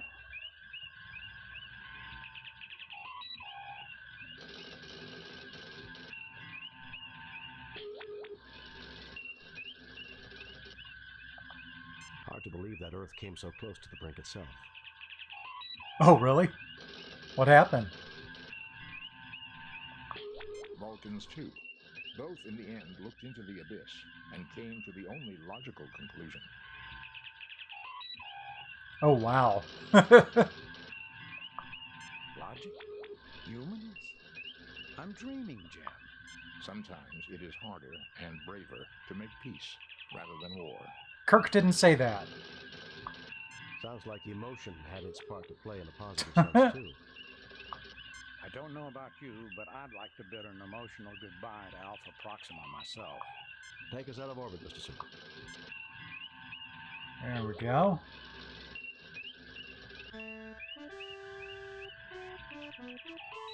Vengeance. Last episode. Captain's log. We are arriving at the last known position of the USS Republic. Oh. It's reported that it was under attack 12 hours ago.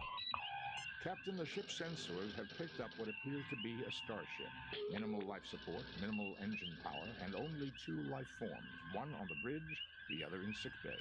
Both appear to be gravely injured. It is the Republic. Ooh, that's not good. Oh, that is in rough shape. Spock, come with me. Mr. Scott, you have the comm. I am preparing an information packet for Starfleet. Shall I send it or wait for you to return? Send it now.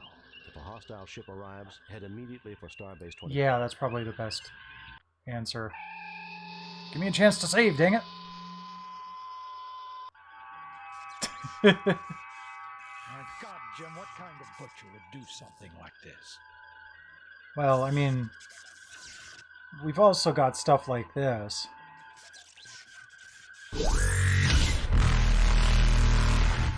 I don't know, Bones. We're too far from the Klingon and Romulan borders for it to be one of their ships. Enterprise to Captain Kirk. Kirk here. What is it, Scotty? We picked up a distress signal. It appears a trading vessel is having a wee bit of trouble with their warp drive. What condition is the Republic in? It's a mess, Scotty. Life support's functioning, but that's about it.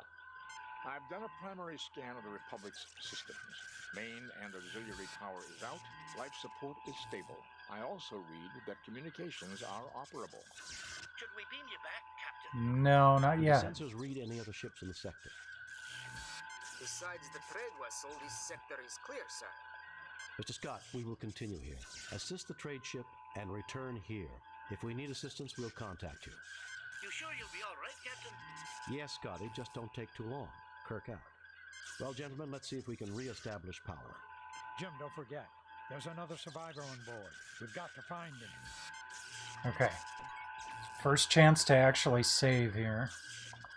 Save new game.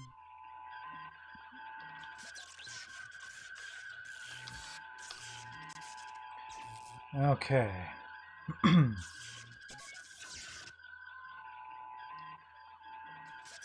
Go ahead and scan these people, see, because they said that one person on the bridge was still alive, just in rough shape. We're too late. This man must have died just a few moments ago. Damn it. Can you bring him back? Punctured lung, nerve damage, brain damage, fractured arm and ribs. It's a miracle he lasted as long as he did. He's not coming back, Jim. Oops. Scan the captain here. They're dead, Jim. Thank you. Thank you for saying it. They're dead, Jim. Okay. Let's take a look at the captain here. Here is the body of Captain Patterson of the Republic. He didn't die without a fight. Well, he certainly didn't die to me, because he was always kicking my ass in our practice battle at the beginning of the game.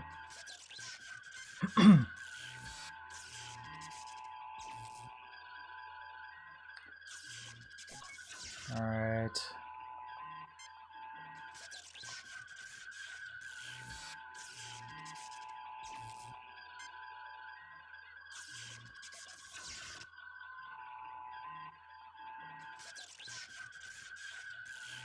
Scan the bridge here. To report.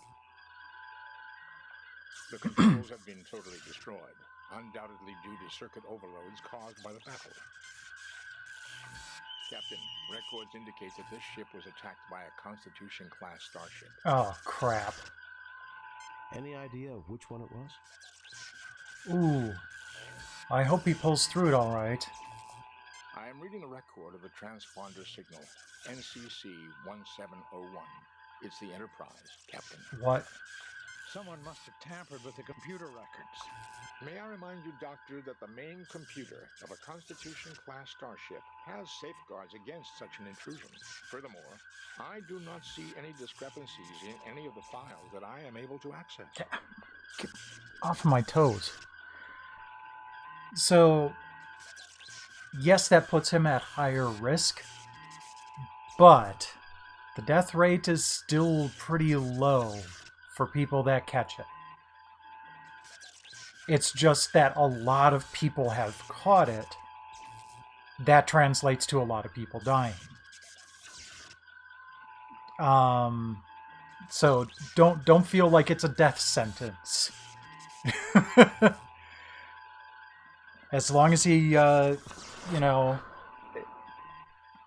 gets the proper treatment and everything, then, and especially if he's not otherwise immunocompromised, he should be okay.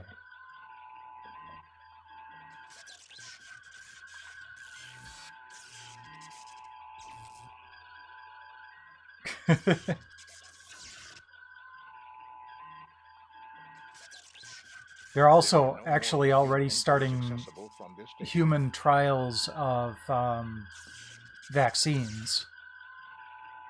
So that might be coming fairly soon.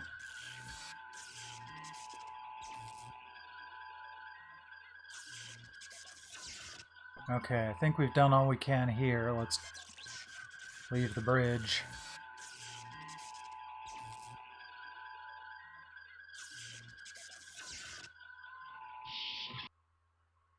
Oh, wow. That's kind of cool. Yeah. Someone made the joke that they're tracker jackers. Okay. Engineering, sick bay. Let's go to sick bay first.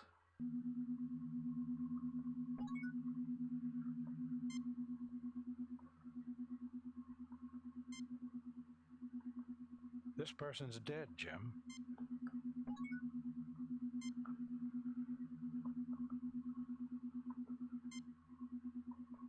The debris is highly unstable, Captain. I recommend we try to find a support of some kind to secure the ceiling. Okay.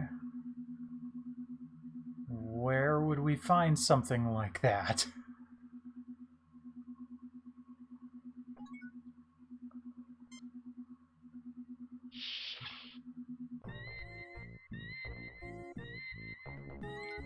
Oh.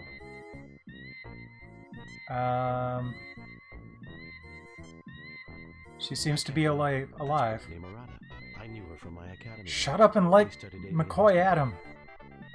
At her. There you go. The other guy looks like he's pretty much gone. She's still moving. She's in bad shape, Jim. I've tried to stabilize her, but it doesn't look good.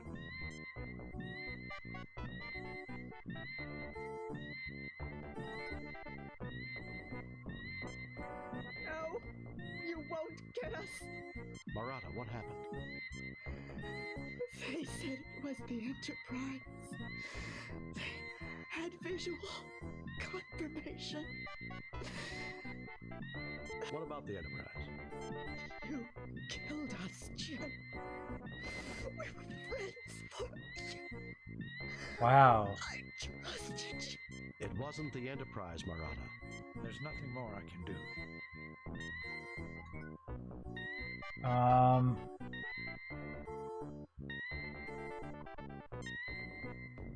Can we use anything here? You pick up the empty hypodermic and you retrieve the medical drill. Oh, nope, she's not moving anymore. You see the dead body. Damn it. Her life was cut short and you won't stop until you find the persons responsible. Alright, well...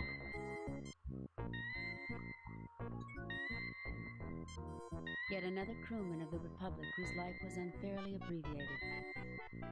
Well, it's actually like playing through 7 short episodes of TOS. Now, when we move to a final Unity next week, that will feel like one long Next Generation arc.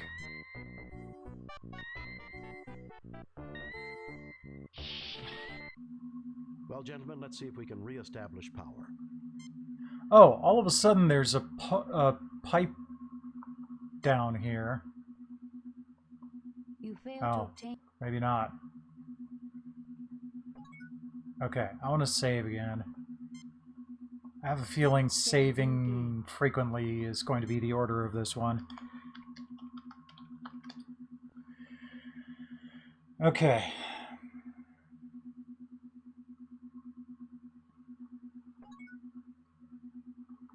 Is there anything around here that we can take?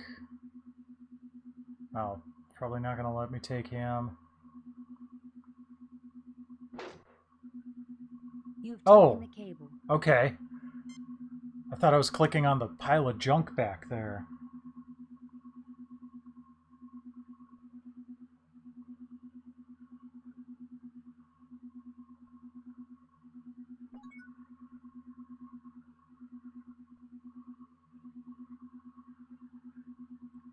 Yeah, I knew this wasn't going to take me all month, so Yep, I've got plans to do a final Unity next.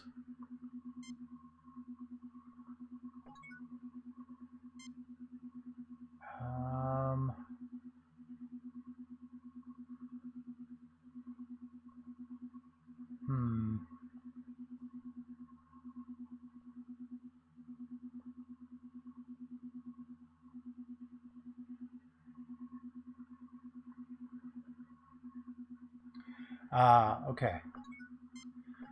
So this game came with a hint book, and I'm kind of using that on occasion when I get a little stuck.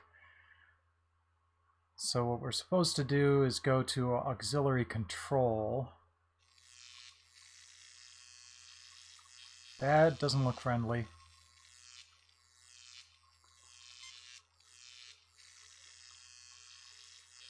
No, I'm not going to do judgment rights.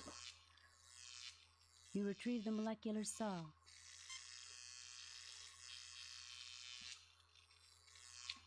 Okay, so we got the saw.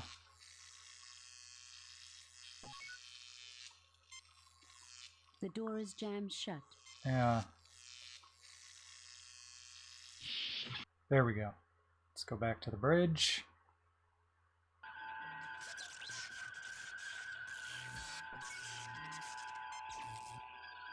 Use the saw over here.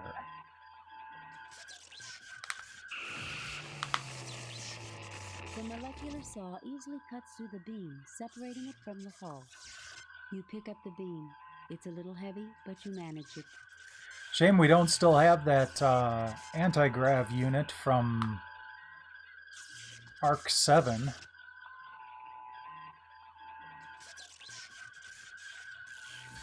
But no, I figure I have enough time to do this and a final Unity.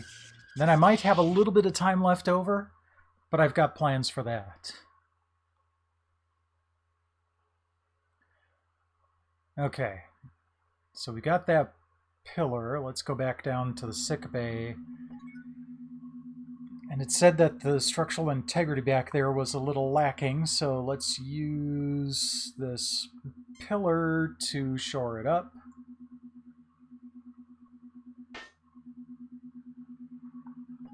And get the junk out of the way.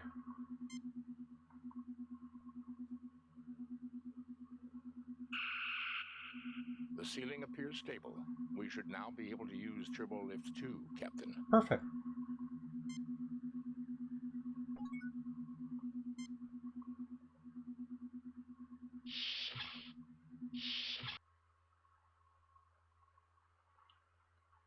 All right.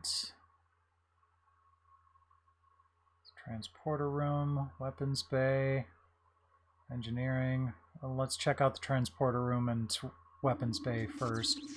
Ew! Why are you hanging up there? Oh, that's grisly. This man is dead. No kidding.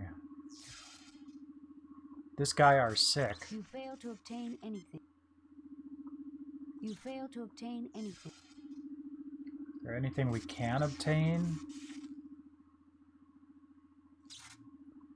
You fail to obtain anything.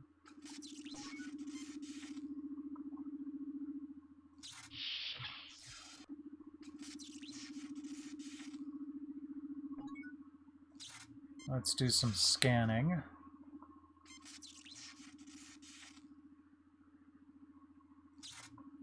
Nothing to report, Captain.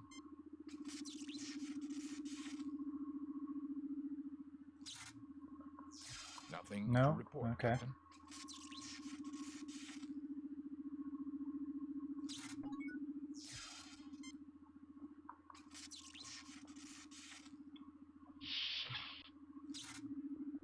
They do have judgment rights on good old games, so if you're looking to pick up a DOSBox version of that... Turbo lift access is blocked by an extremely high radiation level. Okay, then let's not do that. Let's go to engineering. Captain, I'm picking up a functioning energy source in the immediate vicinity.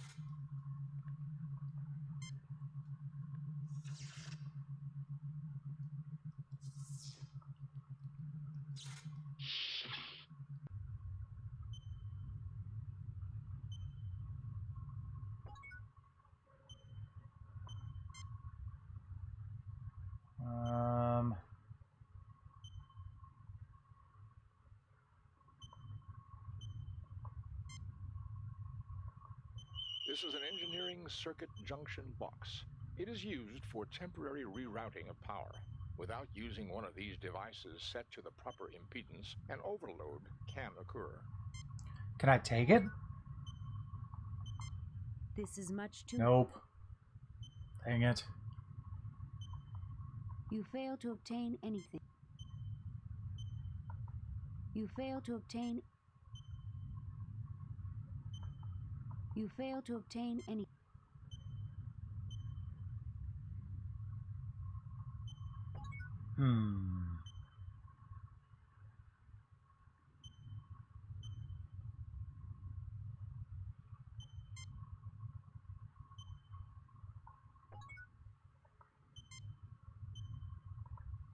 This was the engineering section.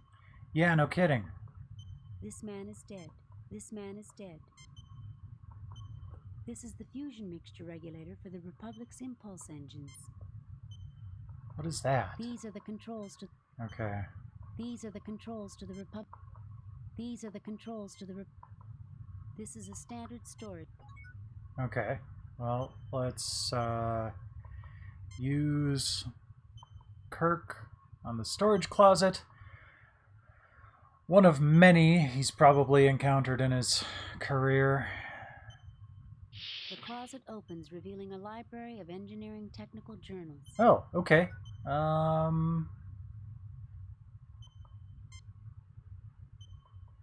The oil canister is both. Okay. Well, first off, let's have Spock take a look at the journals. I failed to see the logic. Oh, come on.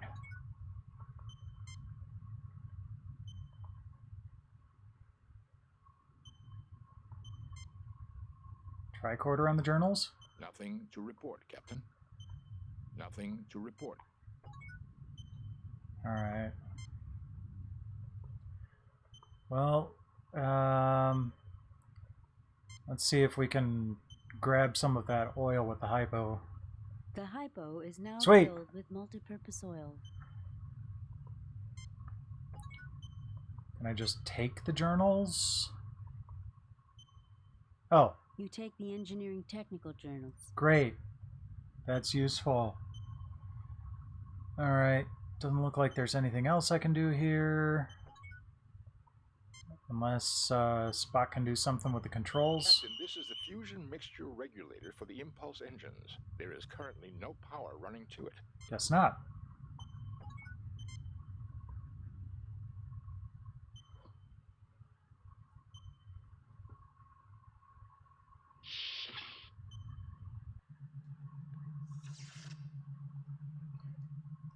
Okay.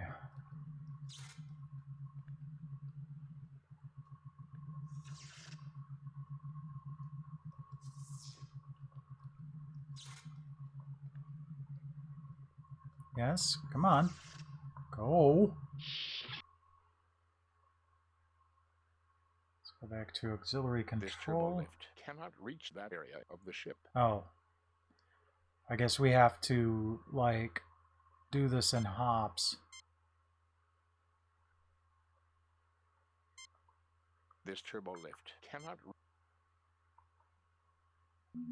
There we go.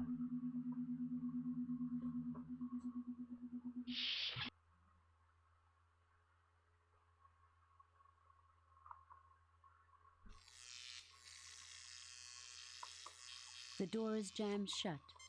Well, then it's a good thing we've got some handy-dandy multipurpose oil. Nothing happens. Nothing happens.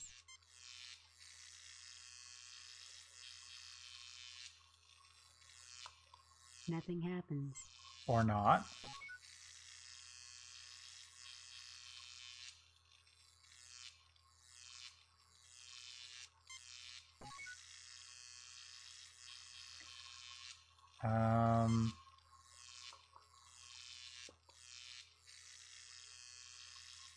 The panel has been fastened shut with some kind of sealant. Okay.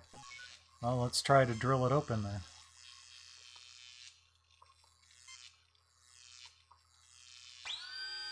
Oh, that The drill noise. easily breaks through the seal of the panel. Alright. Can we open the panel this way? The panel opens. Great. A knot of debris is jamming the gear mechanism. Okay. Let's take the debris. The debris is jammed in too tight. Now do we use the oil?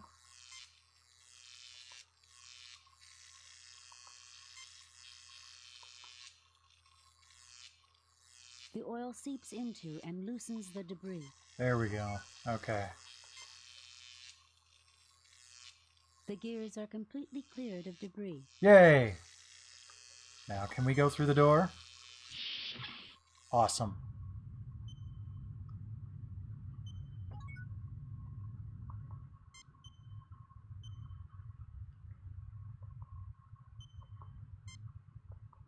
These are the auxiliary helm and navigation controls for the Republic. Though they are intact, the ship is in no condition to move under her own power. Okay.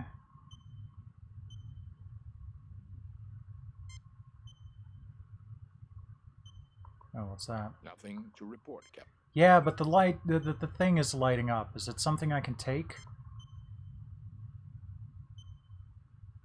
You take the record decks. Okay. Can I use them somewhere?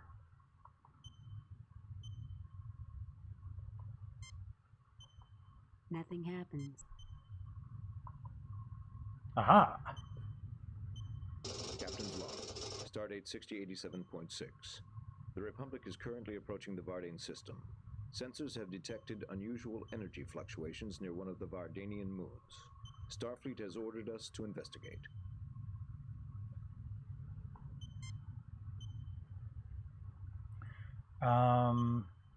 Is that all? I might as well try these while we're at it.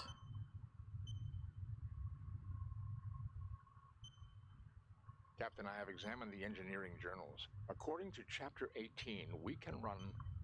Jim, do we really need a lesson in starship engineering? Spock, just tell me if they will help. Why, yes, Captain. Cool.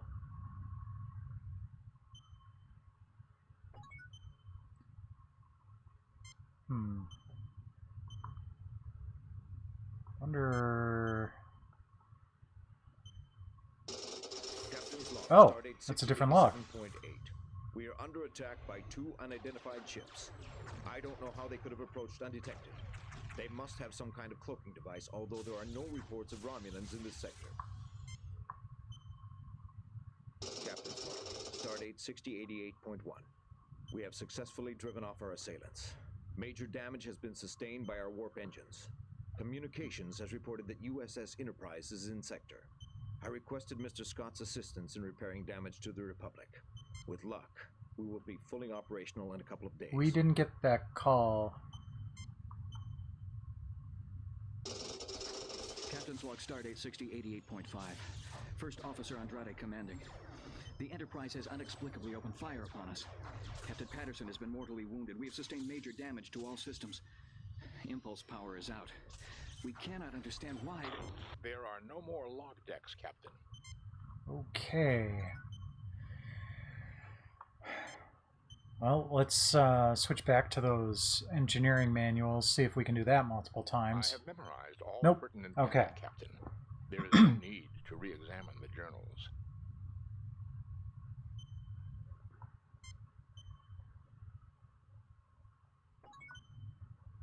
Okay, is there anything else to scan?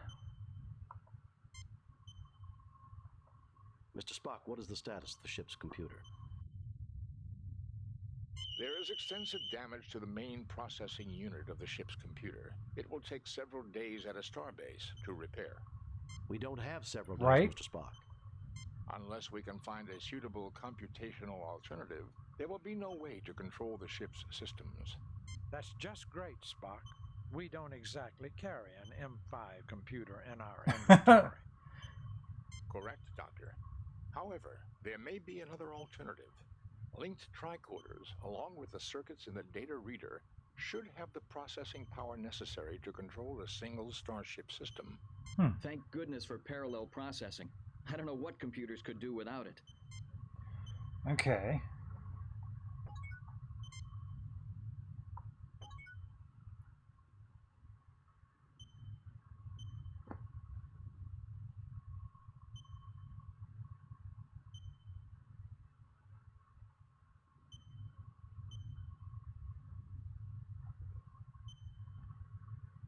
So we need power. So let's try to get down to engineering.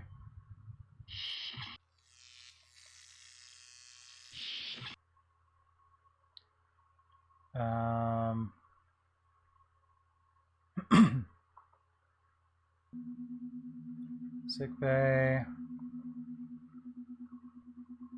And the turbo lift here. And engineering.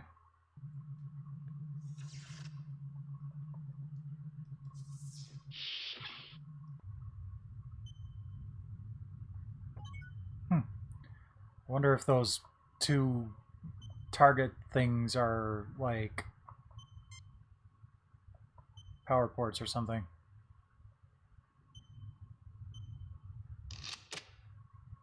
You connect a length of cable between the impulse engine and the junction box. Awesome. Oh, I need another length of cable. Crap. Okay. I thought it would just go across the whole thing. But the junction box, of course.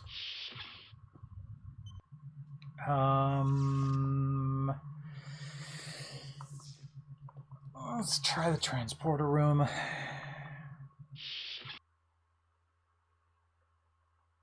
Should be able to get there directly from here. Ah, there we go. And there we are. You pick up a length of cable. Perfect. Get me out of here. All these dead people around are creepy.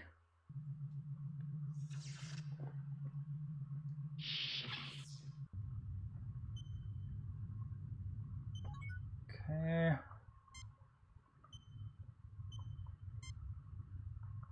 Nothing happens. Just slightly off, thank you. You connect a length of cable between the regulator circuits in the junction box. Alright, Spock, you're up.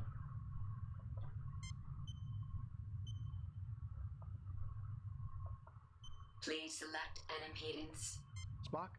Captain, the information obtained from the engineering journals indicates the correct impedance setting to be 19,000 ohms.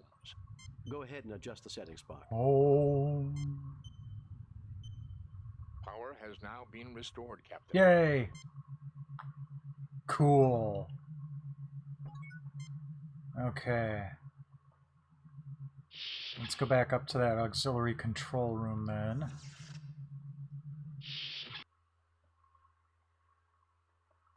This turbo lift cannot... Is that extra step really necessary?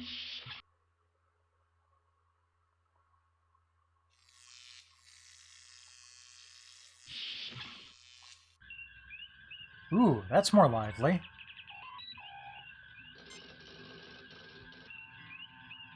These are the auxiliary helm and navigation controls for the Republic. Though they are intact, the ship is in no condition to move under her own power.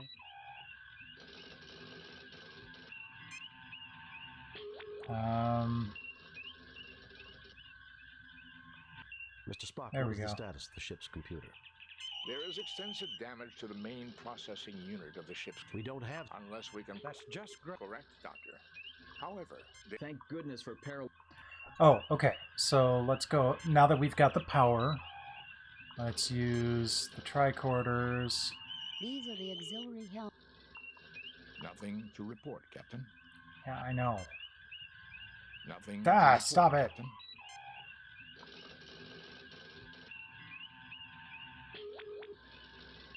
Spock crudely attaches the science tricorder to the computer console.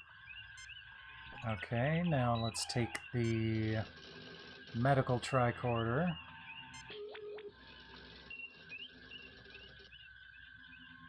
Spock crudely attaches the medical tricorder to the computer console. Both tricorders are rigged into the main computer's central processing unit. We now have enough computational power to control a single ship's system. Yay!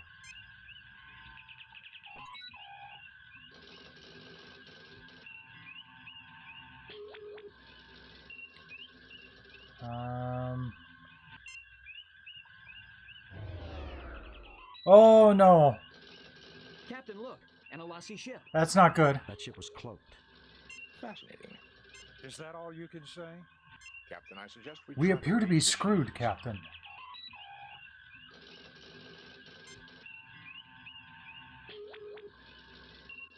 With impulse power online and the tricorders performing computer control, I can divert power to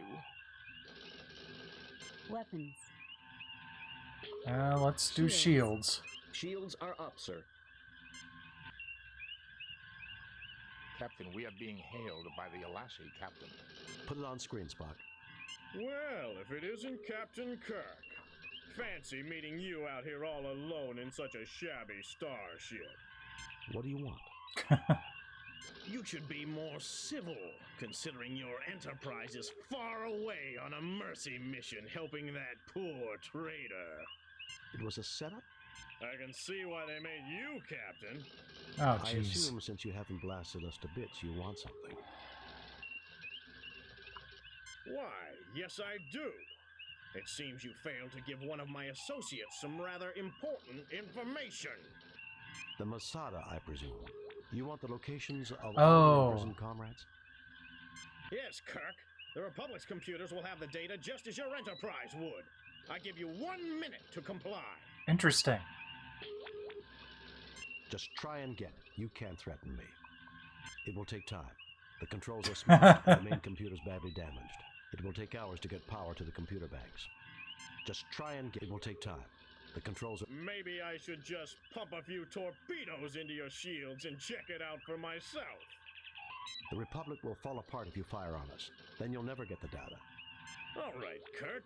We'll do it your way. I would rather not kill you. Besides, as an old friend that wants to meet you, I give you 30 minutes. And remember, no tricks. Captain, the main computer is far beyond. Shut up, Spock. 30 minutes then. Kirk out. Shut up, Spock! Oops.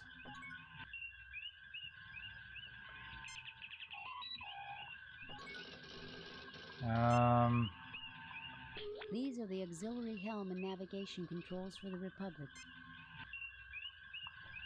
These are the auxiliary helm. This is the impulse indicators currently show all the science and medical track. Is there anything we can do here? Input. This is a standard input-output slot for record decks.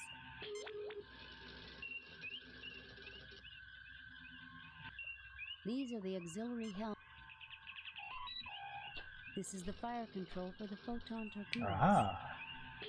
A red flashing light is currently indicating a jam in the torpedo loading mechanism. Well, that's not good. Captain, the torpedo loading system is malfunctioning.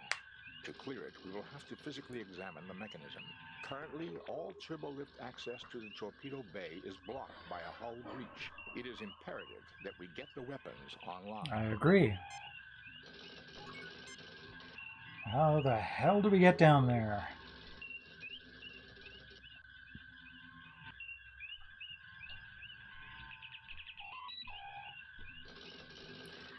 Well, we could try...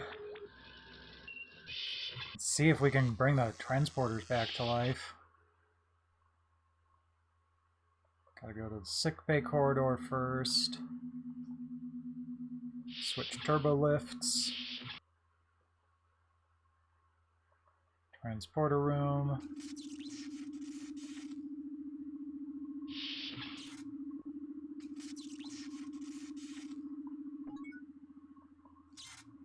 And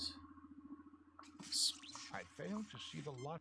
Spock on the controls. Captain, there is no power allocated to the transporter.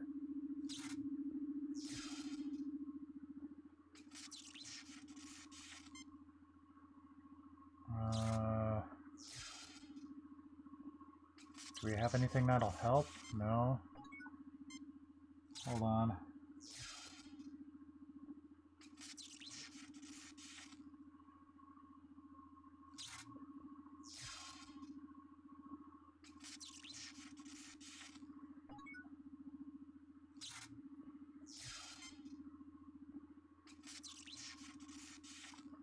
These are the power conduits for the transporter system.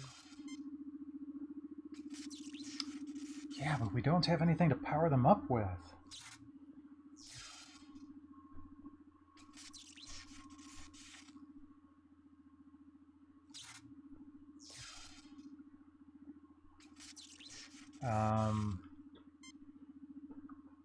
Might as well save here while I'm thinking about it. Save new game.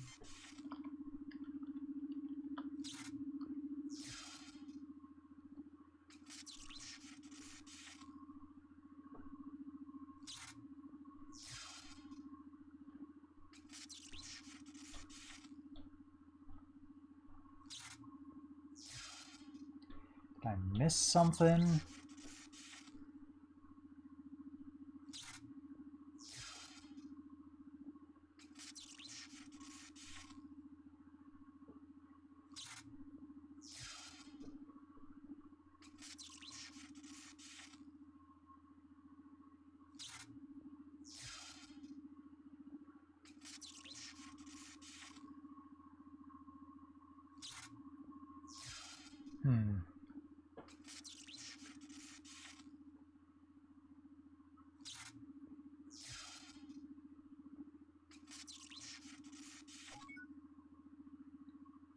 I wonder if I can pull the whole power with my phaser thing. It would be unwise to use your phaser considering the already... Okay, I guess not. Is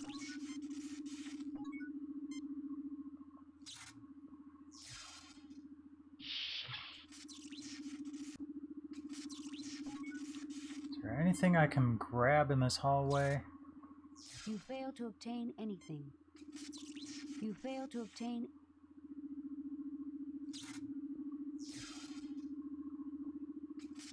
No.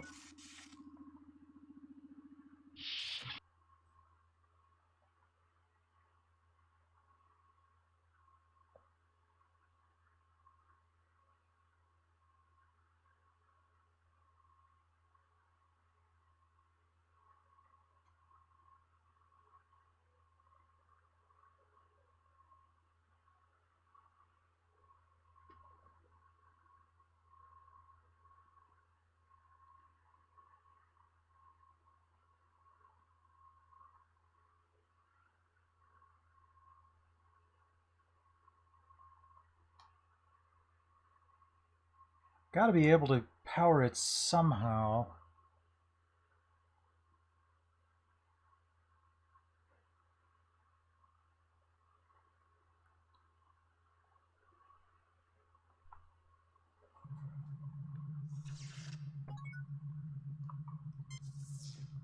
You fail to obtain any... You fail to obtain any...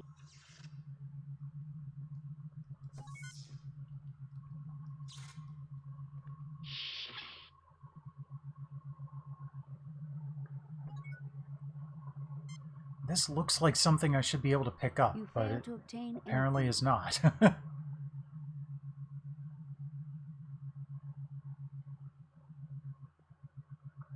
You fail to obtain... This is much too heavy. You fail to obtain any...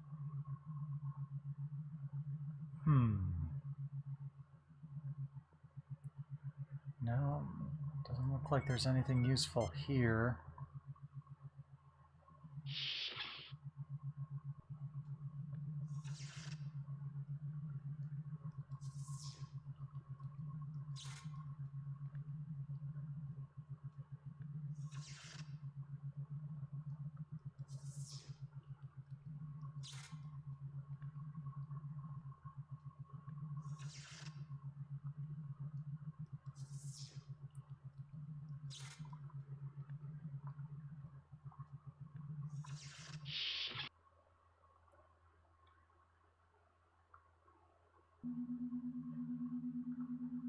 Only other thing I can think of that might be... Well...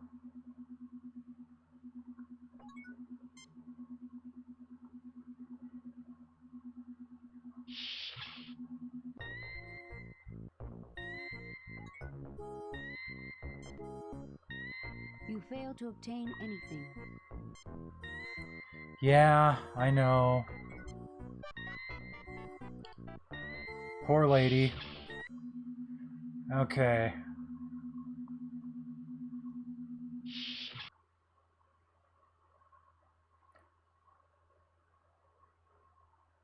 Is there anything I missed on the bridge?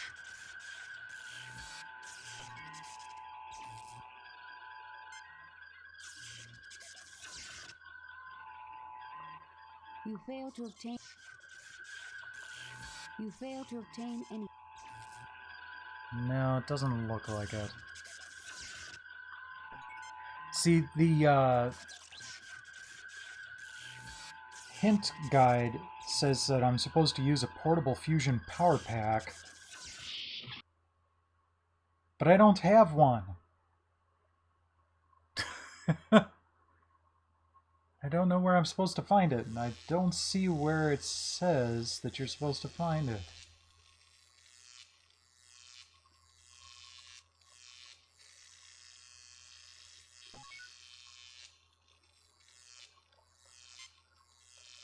You fail to obtain anything.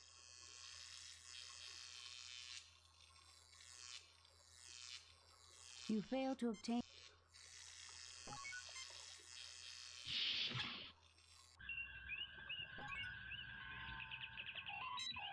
It's on the floor in here.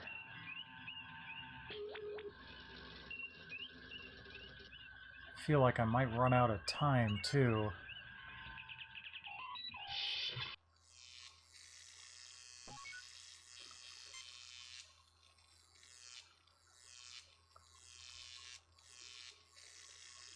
The panel is open. Yeah, I know.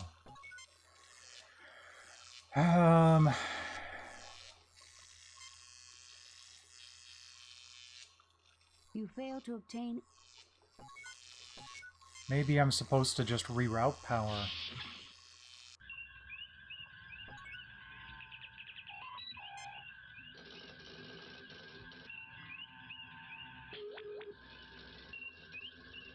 Now that we have our gentleman's agreement. Impulse power online.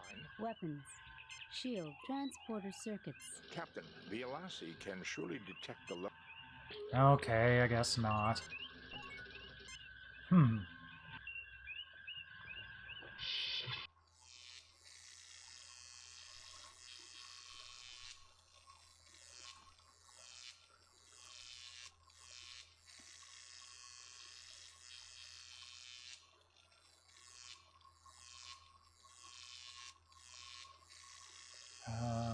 Let's see here. What to do?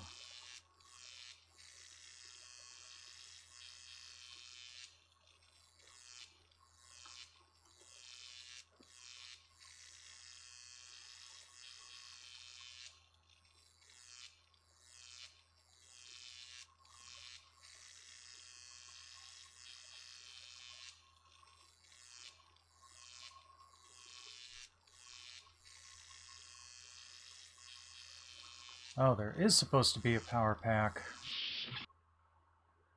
left behind in the sickbay hallway.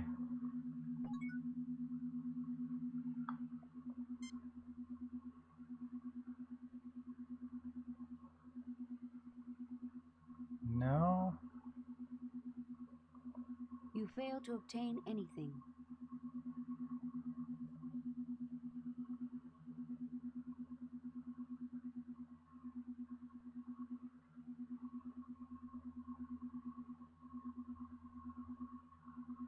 Oh, not here. The other pile of debris near engineering. Okay. I tried rifling through it. I didn't think I needed to phaser it. Okay.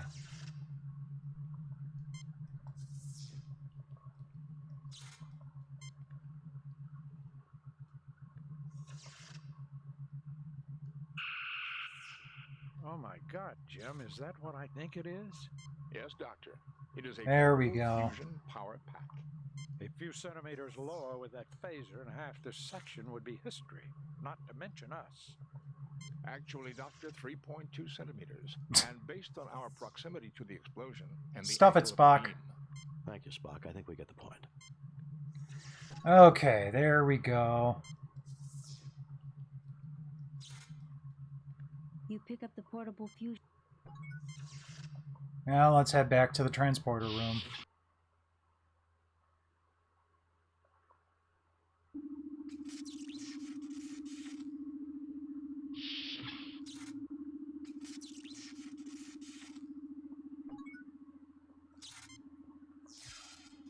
And there's the power pack.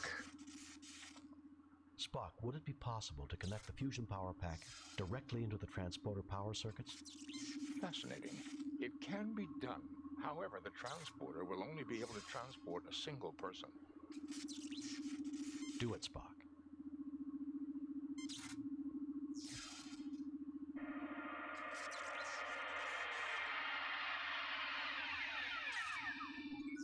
That was a sound.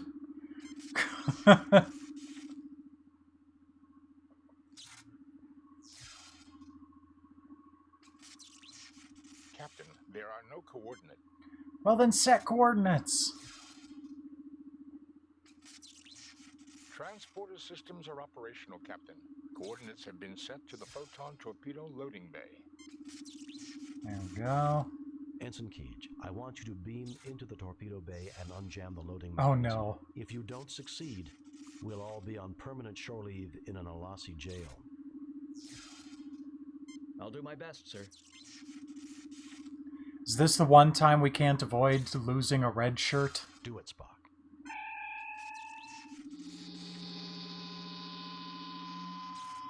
I've reached the torpedo loading bay, Captain.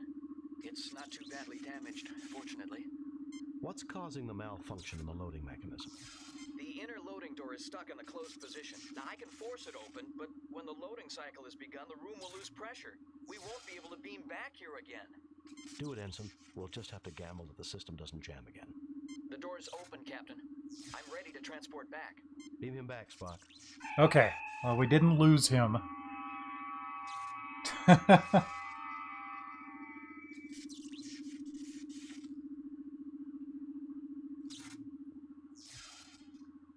Okay.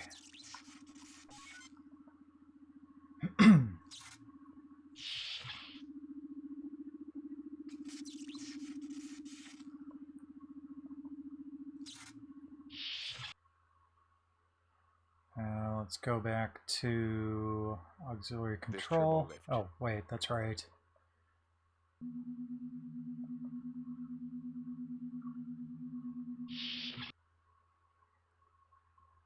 Now back to auxiliary control.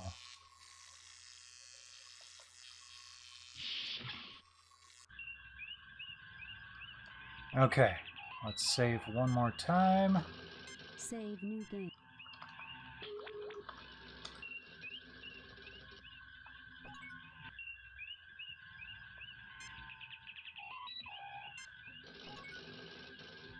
And use Kirk. There is nothing at the moment from... Mr. Spock, what is the condition? There is no power allocated to the weapon. There is nothing at the moment. There is nothing at the moment from...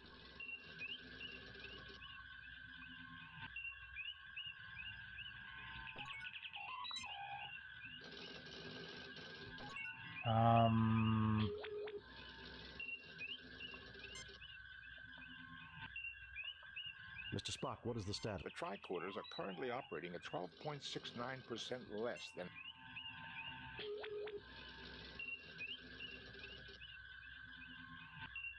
With impulse power on... Weapons. Shield. Transporters. Weapons. Shields. Okay. Transporter circuits. Weapons. Shields. Power has already... I want to talk to the Alasi. There is nothing at the moment for me to do there.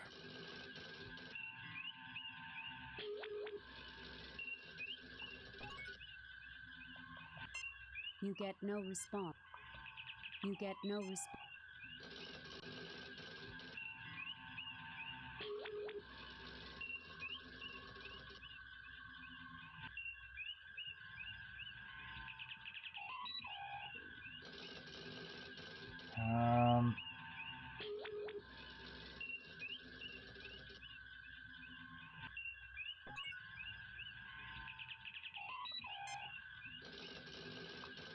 This is the fire control.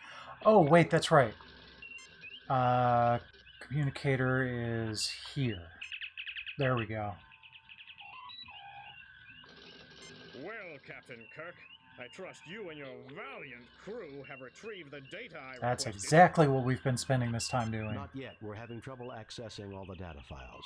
Yes, we have. You'll have to beam over and get it, though. The computer subspace transmitter is out. How convenient, Kirk. We'll beam over, but no tricks. My sensors read that only your shields have power. Lower them now. We'll comply. Kirk out. And we'll transfer that power to the weapons.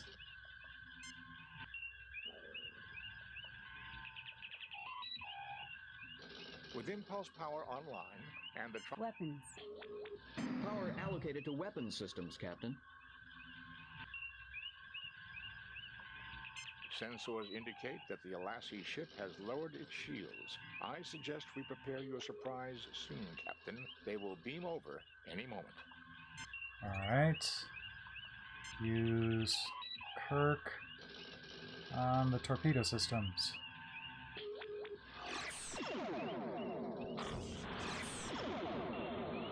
Nice! Kirk, I should have known you'd try something underhanded like this. Weapons Master, fire all weapons on the Republic! We can't, Captain. All weapon systems offline. Captain, the Enterprise is coming on high-speed approach. Activate cloaking device, Kirk, until we meet again. Not too soon, I hope. Watch yourself, Captain. It may be sooner than you realize. Enterprise to Captain Kirk. Are you safe, sir? We're fine, Lieutenant.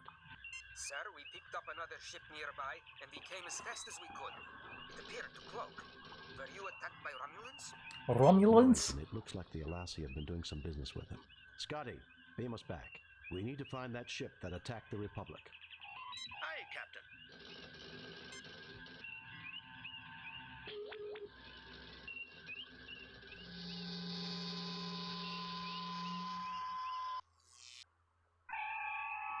Okay.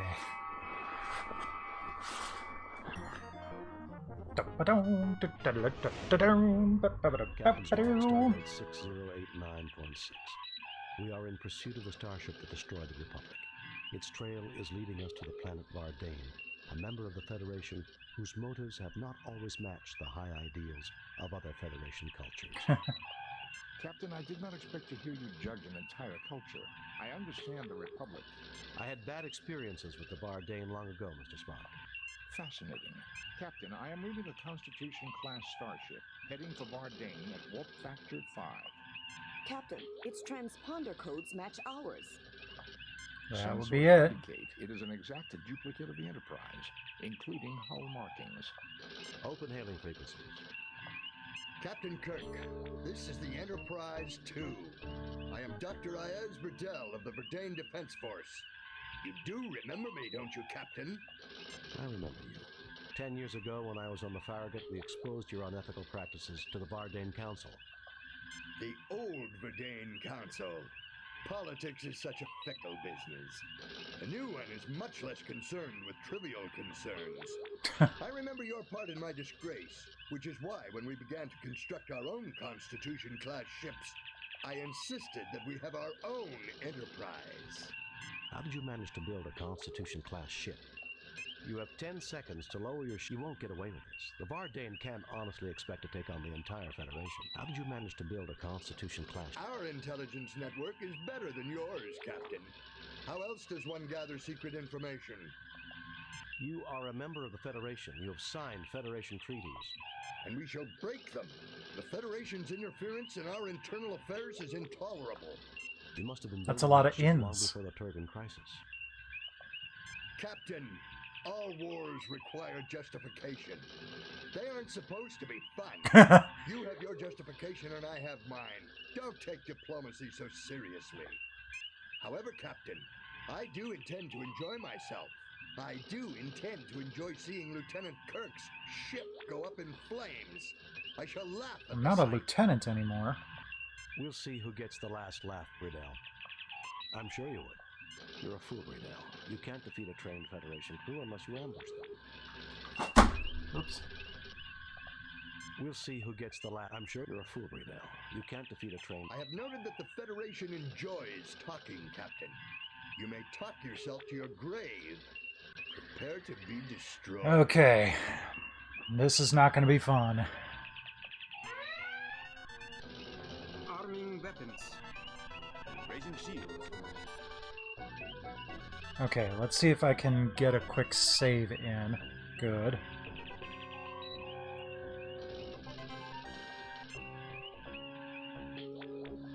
Save new game. Too many games saved. Oh, Save new okay. game. Replace previous game.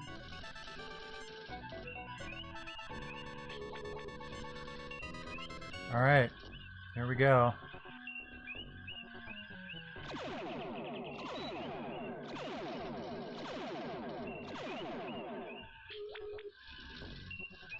There are several Elassie ships closing rapidly along with our twin. It seems Bridell has called up reinforcements.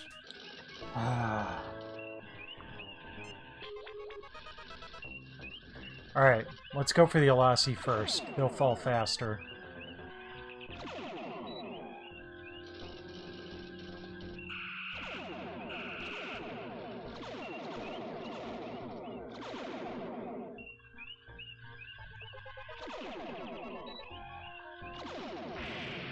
I'll take a shot of opportunity, of course.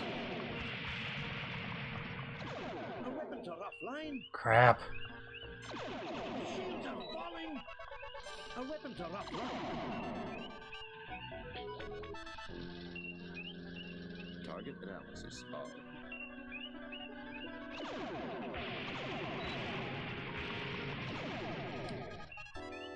Okay. So, we're going to try this a couple more times. And then if we can't do it, we're going to cheat. Because there is a way to cheat. But I want to try to do this the right way. Now, actually, I'm going to see if I can find any useful information on how to complete this, because I looked up another fact to figure out where the portable power unit was, and that fact says, I never won the final battle, so good luck.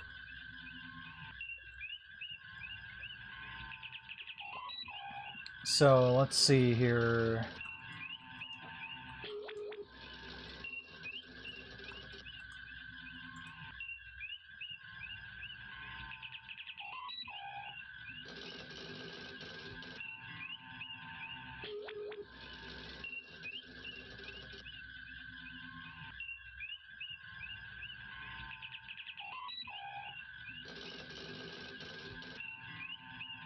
Okay.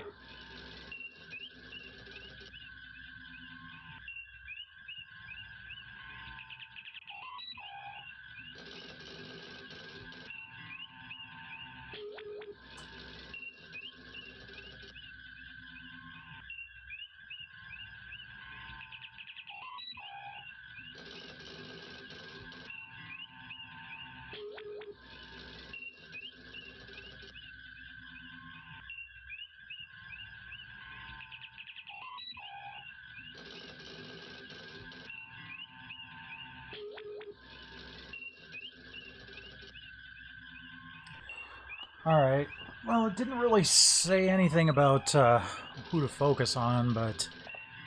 Load a previously saved Yep. game.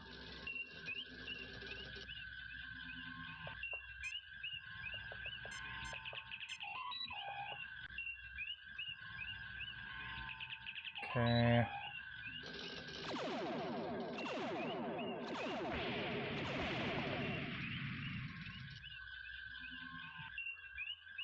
There are several Elassie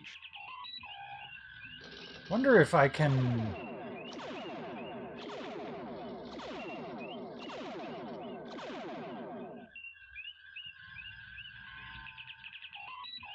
take out the Enterprise too quickly enough if they would, if the other Elassie ships would just surrender.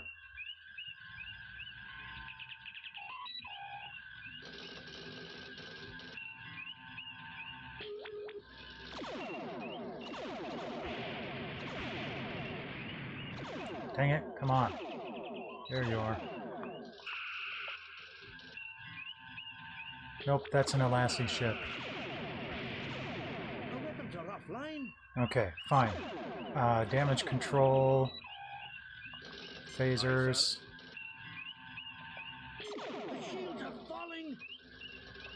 Our weapons are offline. Our weapons are offline. Jeez, I didn't even get a shot. Enterprise has been destroyed. Load previously saved game. Quit the game. Restart the load a previously saved game.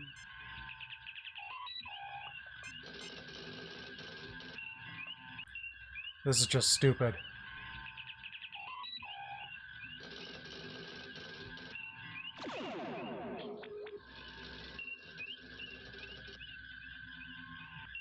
Come on. There are several Elassie ships. Yeah, I know.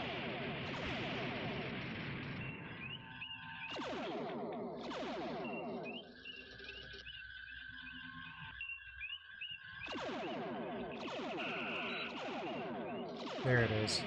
Come on. Get a bead back on him.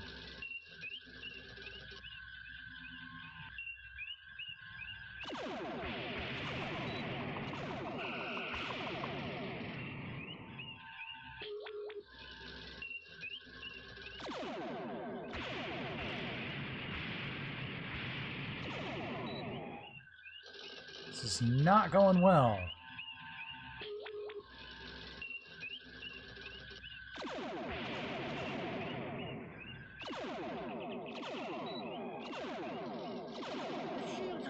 Our weapons are off. Our weapons are off. Jeez. Yep, screw it. I'm cheating. Load a previously saved game.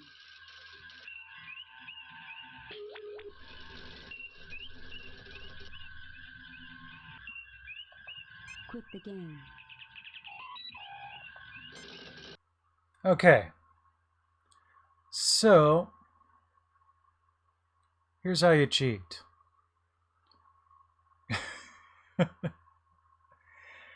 There is a special executable that you can run that maps F8 to let you skip ship-to-ship battles.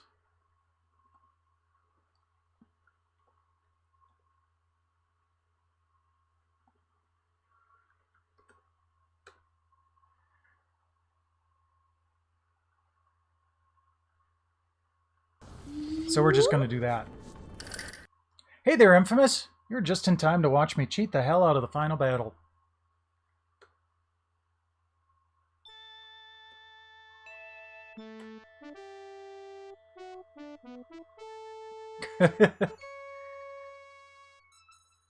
So this is from the original version,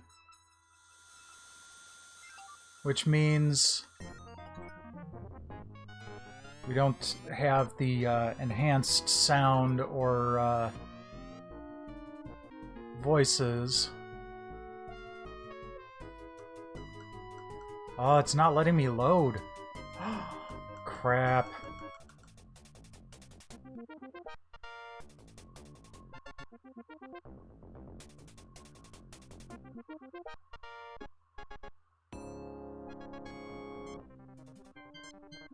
Why isn't it letting me load?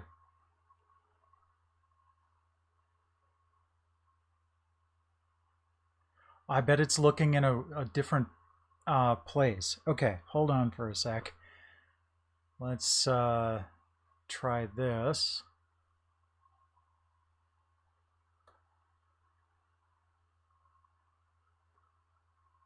Fair enough. People are usually pretty...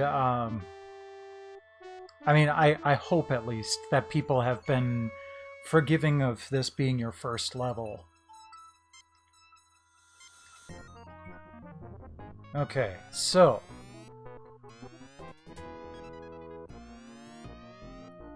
let's save. Whoops. And see where this goes.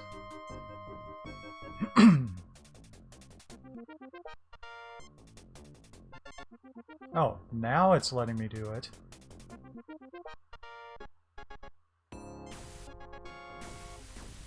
Alright, fine.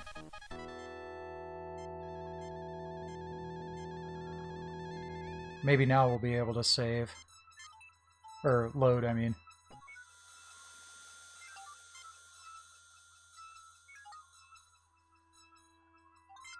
No? Huh.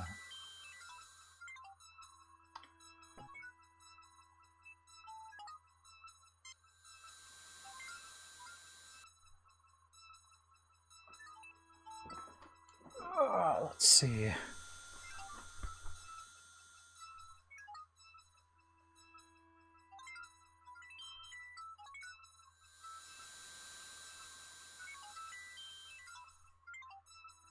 Pretty sure there was a specific key for save and load also.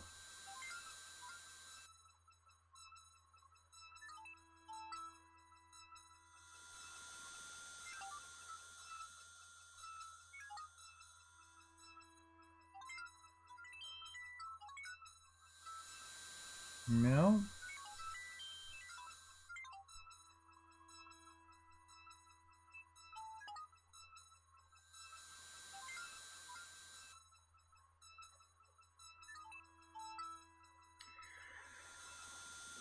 Well, how it goes is I'm at the very last battle,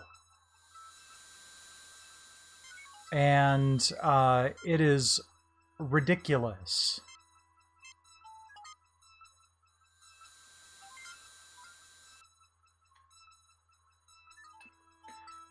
So I am trying to cheat.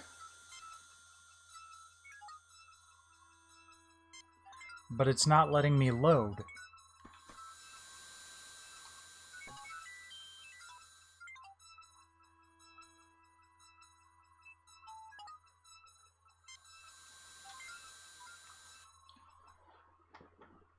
Okay, well, let's try going a little bit farther and see what happens.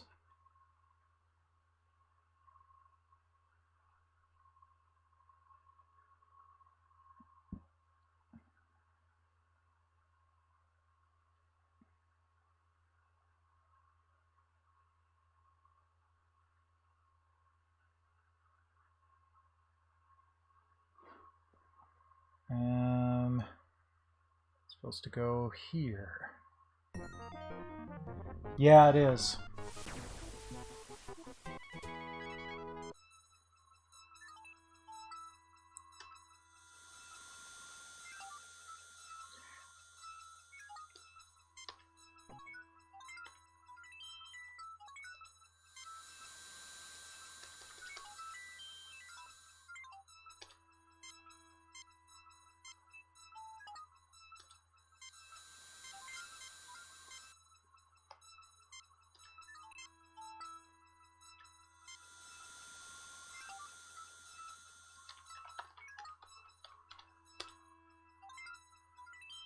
Okay.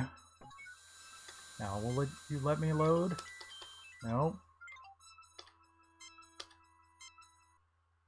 Alright. Let's take a look at the directory structure. See what we can find. I'll pull this to... Okay.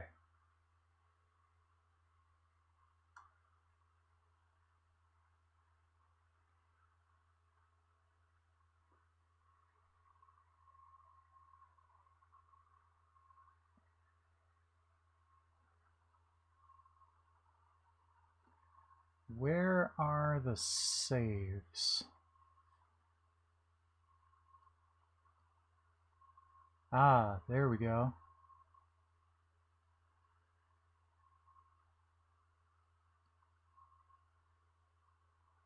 That doesn't help.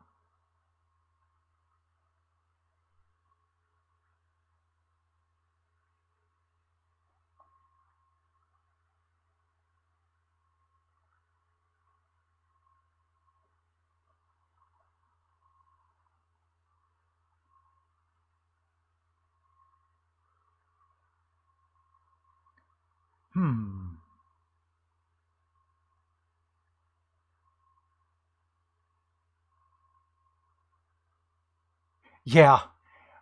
Someone was joking about it sounding a lot like the Tracker Jackers from the Hunger Games.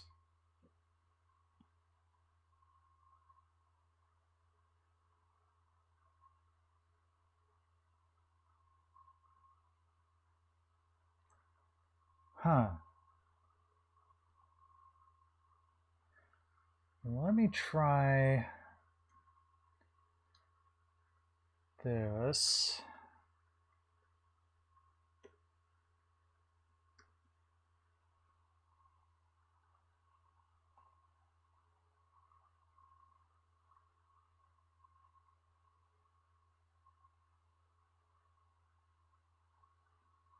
Okay. Whoops. Yeah, no kidding. Like, dang it. COVID isn't killing people fast enough. We need something else.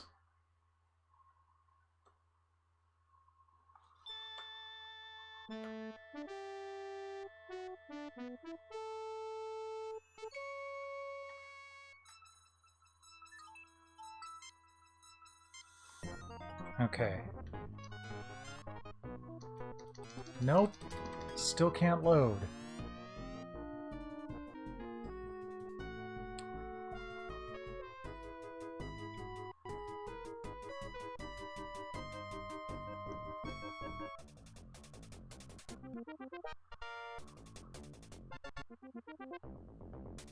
Man, that music reminds me a lot of Shining Force. There, let's put some music on in the background for a moment. Because I'm sorry, but I wasn't making any sort of progress on that final battle.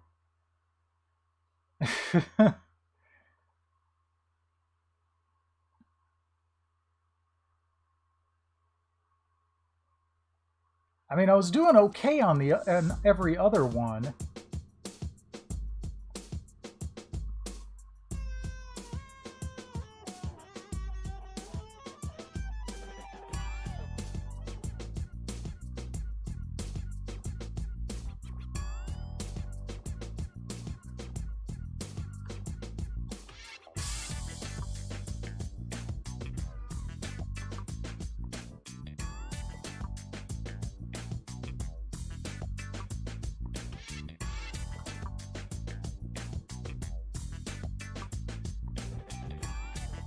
Kitties are fine. Siren's up on top of the shoe shelf. And I think Tiri's under the blanket.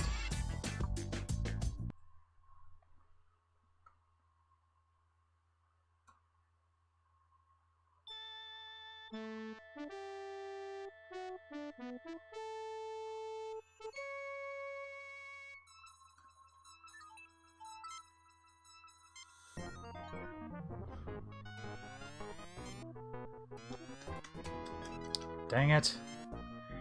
See, it's not even loading the games that I used with this executable either. That is really bizarre.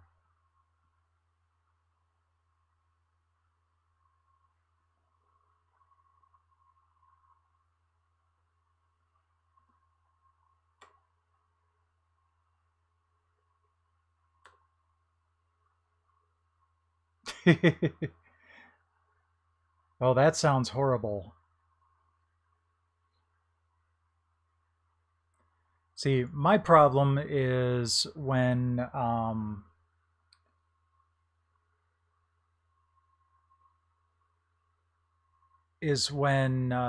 Tiri decides she wants to nap next to me on the other side of me from where she usually approaches my bed. So I get trampled in the middle of the night.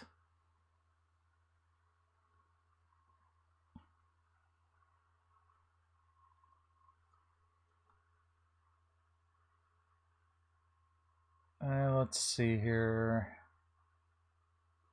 Nothing there will help. Well, I hate to leave the blue balls here, but I think I'm just going to call it a night, and I'm going to keep researching this and see if I can figure this out. And worst case, we'll show the end of this at the beginning of future stream, because this is... I can struggle all I like, and I was barely doing any damage to any of the 3 ships that were attacking me. So, yeah, we'll give this another try later on. But tomorrow night will be Free Dive. So we'll be playing modern games, PS4 and Xbox One, Xbox 360 a little bit too. So stop on by if you're interested in taking a look at the PS Plus freebies. I think we're going to go raid Drex. He's working on his Super Mario 3D World speedrun practice.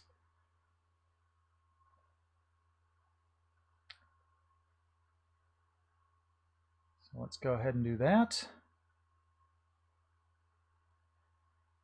Thank you for dropping by. I really appreciate it, and I hope to see you again tomorrow night. In the meantime, enjoy Drex.